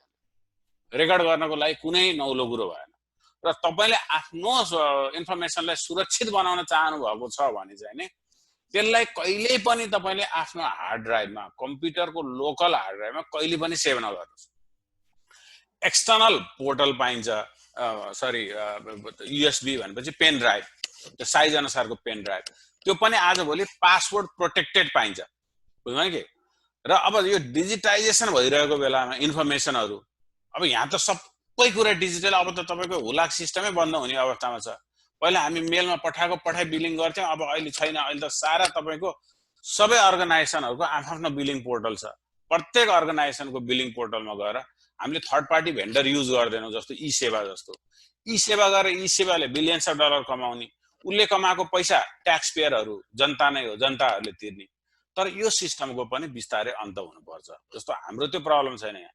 अब जस्तो पावरको चाहिँ बिजुलीको पैसा तिर्नु पर्दैन, सिधै बिजुलीको वेबसाइटको एकाउन्टमा गएर तिर्यो। अब जस्तो तपाईँको चाहिँ नि के अरे ड्राइभर लाइसेन्सको लागि जानु भने ड्राइभर लाइसेन्सको कम्पनी, सबैको आफ्नो इन्डिभिजुअलाइजेसन भइसक्यो, डिसेन्ट्रलाइजेसन भइसक्यो त्यो इन्भाइरोमेन्ट। अब तपाईँले यदि फेसबुकको सर्भरमा तपाईँले डिलिट गर्न चाहनुहुँदैन भने that can stay for ever, त्यो पनि ग्यारेन्टी छैन। भोलि फेसबुक सर्भर पनि ह्याक हुन सक्छ। Nothing is permanent, if they can make it they can break it. बुझ्नु कि? ह्याकरहरूले त्यो बनाउन सक्छन् भने त्यसलाई के गर्न सक्छन् भने त्यसलाई भत्काउन पनि सक्छन्। यो तपाईँ के भने ब्रिज हो हाम्रो लागि, कम्युनिकेसन र हाम्रो वर्कलाई चाहिँ मोर इफिसियन्ट बनाउने, डिजिटल प्रोसेसमा लाने, हाई एभाइलेबिलिटीको इन्भाइरोमेन्ट बनाउने, विकासको प्रगतिको एउटा प्रोसेसलाई चाहिँ एकदम फास्टेस्ट ग्रोथमा लिएर जाने अहिलेको निडी हो यो टेक्नोलोजी भनेको। अब त्यसमा आफू चाहिँ के हुनु पर्यो भने आफ्नो प्रोग्रामलाई आफूले रिटेन्सन, आफ्नो डेटालाई आफूले पनि रिटेन्सन गर्न पर्यो, अरूको त हुनै गर्नु, लोकली तपाईँले रिटेन्सन गरेर राख्नु पर्यो। र यदि तपाईँलाई डर लागेको छ कहीँ कतै चाट गर्नुभएको छ अर्थात् केही गर्नुभएको छ भने कसैले के गर्न सक्छ, रेकर्ड त गर्न सक्छ। रेकर्ड भएपछि एउटा इमेल एकाउन्ट खोलिदियो, त्यहाँ लगेर राखे भइहाल्यो। तपाईँले कुनै पनि बेला एक्सप्लोइट गर्न सक्छ। I think I answer that question. अब त्यस्तै गरी हाम्रो डाक्टर बसन्त, उहाँले अब अर्को हुनुहुन्छ हर्क हर्क खायत भन्नेले प्रश्न सोध्नुभएको सोसियल मिडिया चलाउँदा कसरी सुरक्षित हुने। सोसियल मिडिया चलाउँदा सुरक्षित अघि मैले देखाएँ नि तपाईँको facebook.com हानेर मात्रै हुँदैन। अब जस्तो हामीले पब्लिक डोमेन हामीले प्रयोग गर्यौँ भने के हुन्छ भने युजर आइडी र पासवर्ड त सिधै अब त्यसमा के हुन्छ भने की लगर भनेर राखेको हुन्छ। की लगर भने तपाईँले त्यो फोनमा जे टाइप गर्नुहुन्छ त्यो कम्प्युटरको ल्यापटपमा जे टाइप गर्नुहुन्छ त्यो सबै रेकर्ड हुन्छ। अब अघिको मैले जाने तपाईँको जुन कुरा मैले त्यहाँ टाइप गरेँ यो एउटा तपाईँलाई क्विक देखाउँछु पर्खिनुहोस् है। अघि जुन टाइप गरेर मैले जाने तपाईँको सरी जीमेलमा एनिवे त्यो मलाई इमेलमा पनि प्राप्त भइसक्यो। म अर्को दिन देखाउँला किनभने समय थोरै छ। त्यो इमेलमा पनि मैले पाइसकेँ। मैले ल्यापटपमा जे तपाईँले नेपालमा गएर टाइप गरे भए पनि त्यो सबै मैले इमेलमा मोनिटर गरिरहेको हुन्छु। त्यसकारण के हुन्छ भने क्र्याक भर्जन युज नगर्ने, आफूले जानेको छैन भने कुन आइटी छ त्यो आइटीले ल मेरो उसमा चाहिने जेन्युन भर्जन अपरेटिङ सिस्टम राखिदिनु पर्यो, म 10,000 रुपियाँ तिर्छु भन्ने एउटा कन्सेप्टको डेभलप हुनु पर्यो। सरकारले त्यसको लागि सफ्टवेयर किन्ने वातावरण बनाइदिनु पर्यो। त्यो नै छैन। अघि भन्नुभयो 42% त हाम्रो ट्याक्स लगाउँछ भन्ने कुरो कतिसम्म जस्तो हामी यहाँ बसेकाहरू नेपालमा लगानी गर्नै सक्दैनौँ। मेरो साथीले त्यहाँ त्यत्रो होटलमा लगानी गर्छु भनेर गएको अब त्यो सारा त्यो प्रोसेसमा चाहिँ पैसा खर्च हुँदा हुँदै चाहिँ तपाईँको आखिर बेनिफिट केही पनि हुँदैन भनेर हि वाक्ड अवे। अब त्यस्तै गरी अब इन्टरनेट भनेको त अब त यति सहज हुनु पर्यो कि सबैभन्दा सस्तो हुनु पर्यो कि बुझ्नुभयो नि के। ट्रान्सपोर्टेसन हामी त पब्लिक ट्रान्सपोर्टेसन भन्दा पनि यो सस्तो र सहज हुनु पर्यो यदि देशलाई समुन्नत बनाउने हो भने। यदि देशमा एउटा opportunity it's an opportunity for Nepal and Nepali people for next generation. यो त ठुलो अपर्च्युनिटी हो हाम्रो लागि। यसबाट हामीले म्याक्सिमम अपर्च्युनिटी लिनु पर्यो। म्याक्सिमम हामी सेल्फ डिपेन्ड हुन सक्नु पर्यो। ग्लोबलाइजेसनलाई अन्त गर्नु पर्यो। पेन्डेमिकले हेर्नु त अब we can not depend on any other countries. Self depend हुन सक्ने वातावरण त हामीले बनाउनु पर्यो। जबसम्म विदेशको फ्लो मेन पावरलाई रोक्न सक्दैनौँ no way we can make a part of this autonomous age. मैले भनिसकेँ हामी हुनै सक्दैनौँ। अब तपाईँ हामी मात्रै होइन यसलाई पोलिटिसाइज गर्न भएन बुझ्नुभयो नि के। यसलाई चाहिँ तपाईँ एउटा आवाजको रूपमा जनप्रतिनिधिहरूलाई राखेर बजेट छुट्याउन लगाएर उहाँहरूलाई कन्भिन्स गरेर उहाँहरूले गर्न सक्नु भएन। बुझ्ने जनप्रतिनिधिहरूलाई हामीले चाहिँ प्रतिनिधित्व गर्न लगाएर यसलाई चाहिँ पब्लिकको एजेन्डाको रूपमा यदि हामीले लान सक्यौँ भने हुन्छ। त्यो नभएसम्म चाहिँ तपाईँको यो सबै चिज असुरक्षित हुन्छन्। सोसियल मिडिया चाहिँ सुरक्षित हुँदाखेरि यसमा टेक्निकली कुरा गर्दाखेरि इमेल एकाउन्ट राख्नुहोस्, फोन नम्बर राख्नुहोस् बुझ्नुभयो नि के। इमेल एकाउन्ट क्रिएट गरेपछि त्यहाँ 2-4वटा सेटिङहरू छन्, झ्यालढोकाहरू छन् त्यहाँ पनि। त्यो पनि एउटा कोठा हो। त्यो कोठाभित्र कुन कुन झ्यालढोकाहरू छन्, कुन कुन बन्द गर्नुपर्छ त्यो फेसबुक एकाउन्टमै गएर गर्नुपर्छ। मैले कतिको प्रब्लम के देखाएको छु भने ला मेरो पासवर्ड पनि भुलेँ, मैले के इमेल राखेँ त्यो पनि थाहा छैन, 10 वर्षदेखि चलाएको मेरो त खतम भयो भन्नु। तर के हुन्छ भने रिकभरी अप्सन छैन। रिकभर कसरी गर्ने? तपाईँको सिटिजन नागरिकता हरायो भने त्यतिकै मेरो नागरिकता बनायो भनेर बनाउँछ र बनाउँदैन नि। मान्छेलाई पनि भगवानले 2टा हात बनाएको छ। एउटा हात भने अर्को हातले काम गर्ने, एउटा आँखा फुट्यो भने अर्कोले काम गर्ने, एउटा नाक बन्द भयो भने अर्कोले गर्ने, एउटा कानले सुनेन अर्कोले नसुन्ने। त्यस्तै यो डिजिटल चाहिँ ओल्ड छ नि, यो तपाईँको डिजिटल होममा पनि त्यो के छ भने स्पेयर छ के, स्पेयर छ। त्यो स्पेयर छ नि त्यो चाहिँ डिभाइसहरू स्पेयर चाहिँ तपाईँको त्यो कन्टेन्टहरू प्रोटोकल त्यसलाई जे भनिन्छ त्यसलाई तपाईँले सेटिङ गर्नु जरुरी छ। फेसबुकको 2टा इमेल एकाउन्ट इमेल एड्रेस राख्नुहोस्, फोन नम्बर राख्नुहोस्। यदि कसैले त्यहाँ गएर कहाँबाट लगइन लगआउट भन्छ त्यो सबै लगआउट गर्न सकिन्छ। कति कुराहरू how can I make my Facebook account secure भनेर वेबसाइटमा टाइप गर्नु त गुगलले सबै दिन्छ तपाईँलाई, युट्युबले सबै दिन्छ। You just have to put your effort. आजभोलि गुगल र युट्युबमा तपाईँले सोचेको भन्दा बढी चिज पाउनुहुन्छ त्यहाँ। र गुगल र युट्युब तपाईँहरूलाई केही प्रब्लम भयो भने गुगल र युट्युब युज गर्नुहोस्, नचाहिँदा कुराहरू नलेख्नुहोस्। त्यो भनेको ब्लु प्रिन्ट हो। सोसियल मिडिया चलाउँदाखेरि तपाईँलाई एक्सप्लोइट गर्न सक्छ। फ्री तपाईँको वाइफाई युज नगर्नु होला। फ्री वाइफाई कसैले फ्री दिँदैन, नथिङ इज फ्री।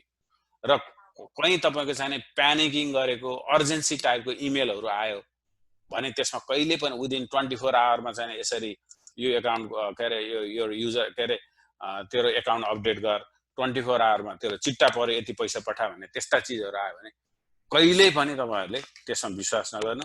सोसियल मिडियाको सवालमा चाहिँ नि सुरक्षित अनि मेन कुरा पासवर्ड चेन्ज गर्नुहोस्, पासवर्ड चेन्ज गर्नुहोस् प्रत्येक 3-6 महिनामा।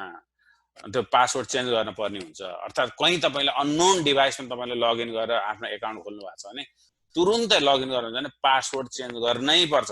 पासवर्ड चेन्ज गर्नु भएन भने एकदमै असुरक्षित। पासवर्ड चेन्ज गर्दाखेरि सेक्योर राख्नु। एउटा पासवर्ड युज गरिरहनु भएको छ भने त्यसमा तपाईँले सम्झिन गाह्रो हुन्छ भने कुनैलाई अप्पर केस गराइदिनुहोस्, कुनैलाई लोवर केस, अथवा त्यहाँ क्यारेक्टर हुन्छ नि लास्टमा एउटा दुईटा क्यारेक्टर राखिदिनु न, सेक्योर भइहाल्यो नि। तपाईँले पासवर्ड युज गर्नेमा एउटा दुईटा लास्टमा क्यारेक्टर राखिदिए सेक्योर भइहाल्यो। त्यो गर्नुहोस्। अहिले फेरि कस्तो छ भने 2 फ्याक्टर अथेन्टिकेसन छ। जस्तो तपाईँले पासवर्ड हान्ने बित्तिकै जीमेल नखोल्ने, पासवर्ड हान्ने बित्तिकै हटमेल नखोल्ने, पासवर्ड हान्ने बित्तिकै तपाईँको चाहिँ फेसबुक एकाउन्ट खोल्ने होइन। अहिले त के भन्छ 2टा लेयर राखेको छ क्या सेक्युरिटीको लेयर। तपाईँले पहिला एउटा लेयरभित्र छिर्नुहुन्छ, एउटा ढोकाभित्र पहिला च्यानल गेटबाट छिर्नु भयो, च्यानल गेटबाट फेरि अर्को ढोका छ, त्यो ढोका पनि साँचो छ भने 2टा साँचो नखोलेसम्म तपाईँको एकाउन्ट कोही पनि छिर्न सक्दैन। त्यसकारण 2 फ्याक्टर अथेन्टिकेसन, नचाहिँदो कुराहरू सोसियल मिडियामा एक्सप्लोइट नगर्नुहोस्, राम्रो र अरूलाई इन्सपायर हुने कुराहरू मात्रै राख्नुभयो भने तपाईँहरू सुरक्षित हुनुहुन्छ। त्यस्तै हाम्रो राजेश भट्टजीले सोध्नु भएको छ government public sector how vulnerable they are, SSL security.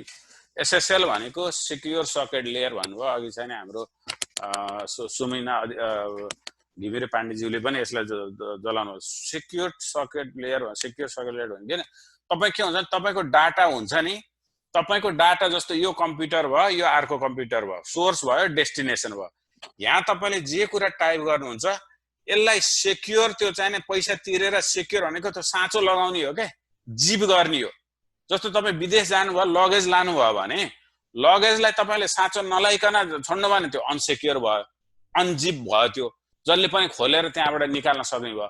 त्यसैलाई ताला झुन्डाइदिनु भयो भने के हुन्छ भने त्यो सेक्योर च्यानल भयो। बुझ्नु भने के त्यो सेक्योर च्यानल बनाउनु पर्यो है। सबैले सेक्योर च्यानल बनाएको आज किन त जम्मा 7-8 हजार हो जस्तो अरू कुनै कम्पनी। अहिले त फ्रीमा जस्तो मेरो कलेजले के गराएको छ भने त्यही अहिले मैले देखाएको तपाईँलाई वेबसाइटकै तपाईँको सेक्योर चाहिँ तपाईँको लेट्स इन्क्रिप्ट भन्ने कम्पनीबाट फ्रीमा इन्क्रिप्सन। त्यो भने पब्लिक त्यसलाई के भनिन्छ भने कसरी सेक्योर हुन्छ म अलिकति क्लियरिफाई गरेँ। अलिकति एसएसएल सेक्योर सकेट लेयर के हुन्छ भने पब्लिक की हुन्छ, प्राइभेट की हुन्छ। हेर्नुहोस् है, प्राइभेट की र पब्लिक की हुन्छ। जस्तो मानौ यो फेसबुक भयो, अर्थात् यो चाहिँ तपाईँको बी भन्ने मान्छे भयो, यो ए भन्ने मान्छे भयो। तपाईँले बी भन्ने मान्छेको लिङ्क पाउनु भयो भने त्यो पब्लिक भयो, साँचो के तालो के अरे सरी के भन्छ अरे लक के त्यो साँचो के साँचो भनौँ न, त्यो चाहिँ पब्लिक की हुन्छ। तपाईँले जब पब्लिक की पाउनुहुन्छ नि तपाईँले मेसेज टाइप गर्ने बित्तिकै के हुन्छ के भन्छ सेक्योर भनिदिन्छ, साँचो झ्याप्प जिप लगाइदिन्छ के। जिप लगाएपछि बिचमा कुनै पनि मान्छे बिचमा चाहिँ तपाईँको नचाहिँदो मान्छेले तपाईँको इन्फर्मेसनलाई ट्याप गर्न खोज्यो भने सक्दैन, किन साँचो लाएर गर्छ। अनि पब्लिक की अनि प्राइभेट की योसँग हुन्छ, उसँग मात्रै हुन्छ प्राइभेट की। उसको प्राइभेट कीले मात्रै त्यो पब्लिक की खोल्न सक्छ, अरूले सक्दैन। त्यो भनिन्छ सिक्योर सकेट लेयर च्यानल भनिन्छ के त्यो।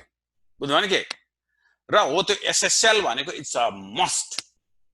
गभर्मेन्ट मैले तपाईँको Rampur campus agriculture campus forestry क्याम्पसमा 3 महिना अगाडि रेक्टरहरूको अगाडि युजर आइडी र पासवर्डै तपाईँ उहाँहरूलाई राख्न लगाएर भनिदिँदाखेरि पनि अझै पनि त्यो साइट सेक्योर छैन।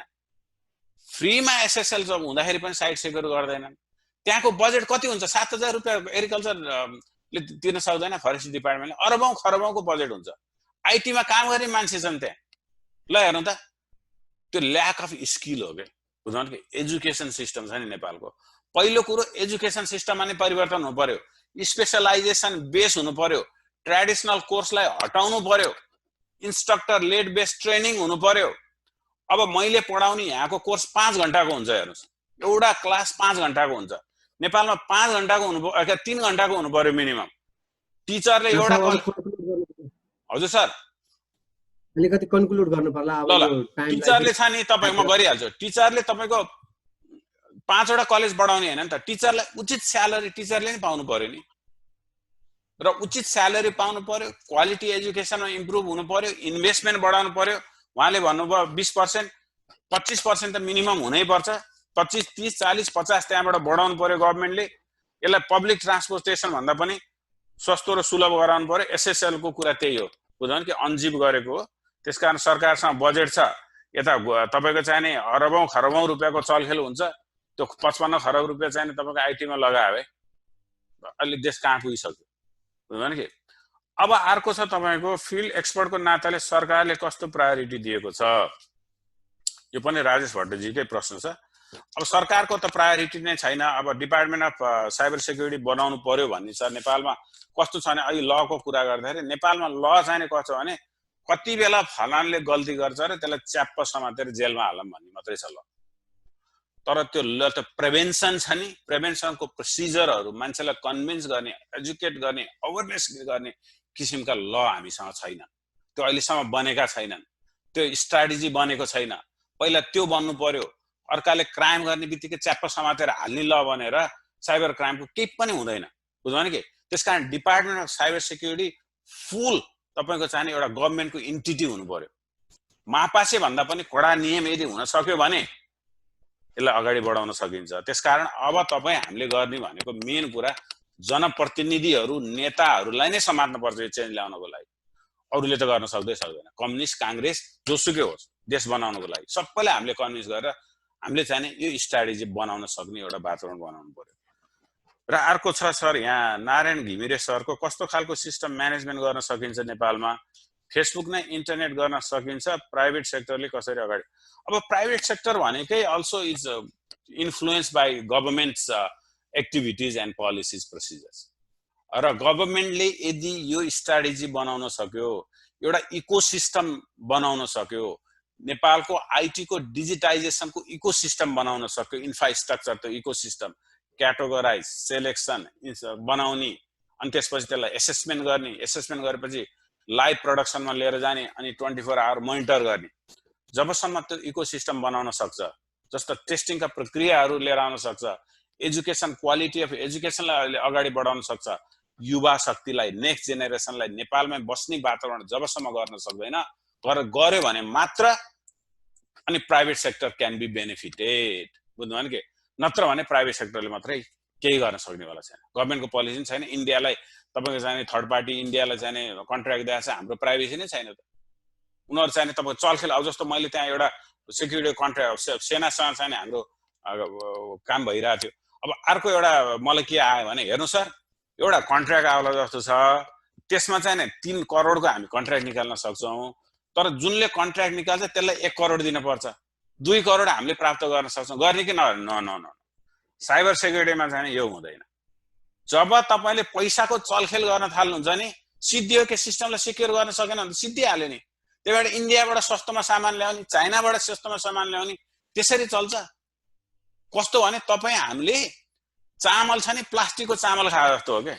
प्लास्टिकको चामल खाएर तपाईँहरू सर्भाइभ गर्न सक्नुहुन्छ, विषादी युक्त तपाईँको खाना खाएर सर्भाइभ गर्न सक्नुहुन्छ। यो तपाईँको डिजिटल इन्भाइरोमेन्टललाई नै पेस्टिसाइड गराएर त कुनै काम रहेन। त्यसकारण गभर्मेन्टले चाहिँ नि अब यसमा धेरै नै सिरियस हुनुपर्ने आवश्यक छ। त्यस्तै हाम्रो चाहिँ सञ्जीव घिमिरेजी को छ यहाँ, secure internet access is a big deal, private सेक्टरले के भूमिका खेल्न सक्छ। सर अब सेक्योर इन्टरनेट बिग डिल हो, सेक्योर इन्टरनेट त छ, फेसबुकले तपाईँले अब बाहिरको सेक्योर इन्टरनेट लिने हो नि त, त्यो अलरेडी सेक्योर प्लेटफर्म। तर हाम्रो इन्फ्रास्ट्रक्चरको सेक्योर इन्टरनेट छैन, बुझ्नु भने के। यी सारा कम्पनीहरू त अनलाइन सिस्टममा जाने हो नि त, सेक्योर इन्टरनेट दिएर जाने हो नि त। पब्लिक डोमेन हुन्छ, प्राइभेट डोमेन हुन्छ, रिसोर्सको इन्भाइरोमेन्ट त कसरी बनाऊ। पहिला रिसोर्स जबसम्म हामीले बिल्डअप गर्दैनौँ नि, रिसोर्स बिल्डअप नगरेसम्म त त्यो सर्फेसमा हामीले बसेर के गर्न सक्छौँ। जुम र फेसबुक चलाएर मात्रै हामीले चाहिँ डिजिटाइजेसन हुँदैन। भोलि तपाईँको अस्ति एउटा साथीले भने ड्रोनको सिस्टम, मोबाइल प्रविधि त सबै छ नि, अमेरिकामा चल्ने प्रविधि नेपालमा छैन र? अफकोर्स छ, तर त्यसको म्यानेजमेन्ट छैन। त म्यानेजमेन्ट भनेको रिसोर्सको चाहिँ इन्भाइरोमेन्ट बनाउने हो। जब रिसोर्सको इन्भाइरोमेन्ट बन्छ नि, रिसोर्सको इन्भाइरोमेन्टलाई म्यानेज गर्ने स्किल मेन पावरको डेभलप गर्ने हो। र अब चाहिँ धेरै मसँग क्वेसन यहाँ छैन, परेन, 2-3 छ। डिजिटाइज इन्टरनेटको भूमिका गर्नको लागि के गर्नुपर्छ भन्नुभयो, मैले भनिहालेँ। अब कृष्ण सापकोटाज्यूले पोलिटिकल क्वेसन डिजिटाइजेसन गर्ने बेला भएको छ कि छैन, डिजिटलाइजेसन त यति गर्ने बेला भएको छ कि अब तपाईँ हाम्रो कामलाई नै मोर इफिसियन्ट बनाउनको लागि एकदमै आवश्यक छ। संसार धेरै द्रुत गतिमा अगाडि बढिसक्यो, न कि अहिले फिलिपिन्सको कुरा गर्दा, तपाईँको के अरे भुटानको कुरा गर्दा, इन्डियाको कुरा गर्दा, इन्डियाको आइटी अमेरिकाको सारा प्रोफेसनल्सहरू इन्डियन हुन थालिसके। अब हामी नेपालमा बसेर है, अब यहाँबाट कति आउटसोर्सिङ नेपालमा इन्डियामा भएको छ। इन्डियामा चाहिँ नेपालमा पढेर युरोपको सफ्टवेयर बनाएर देशले के पायो त? अमेरिकाको सफ्टवेयर बनाएर देशले के पायो? अस्ट्रेलियाको सफ्टवेयर बनाएर के पायो? नेपालले नेपालकै सफ्टवेयर बनाउनु पर्यो, त्यसकै टेस्टिङको इन्भाइरोमेन्ट हुनु पर्यो, इन्फ्रास्ट्रक्चर हुनु पर्यो।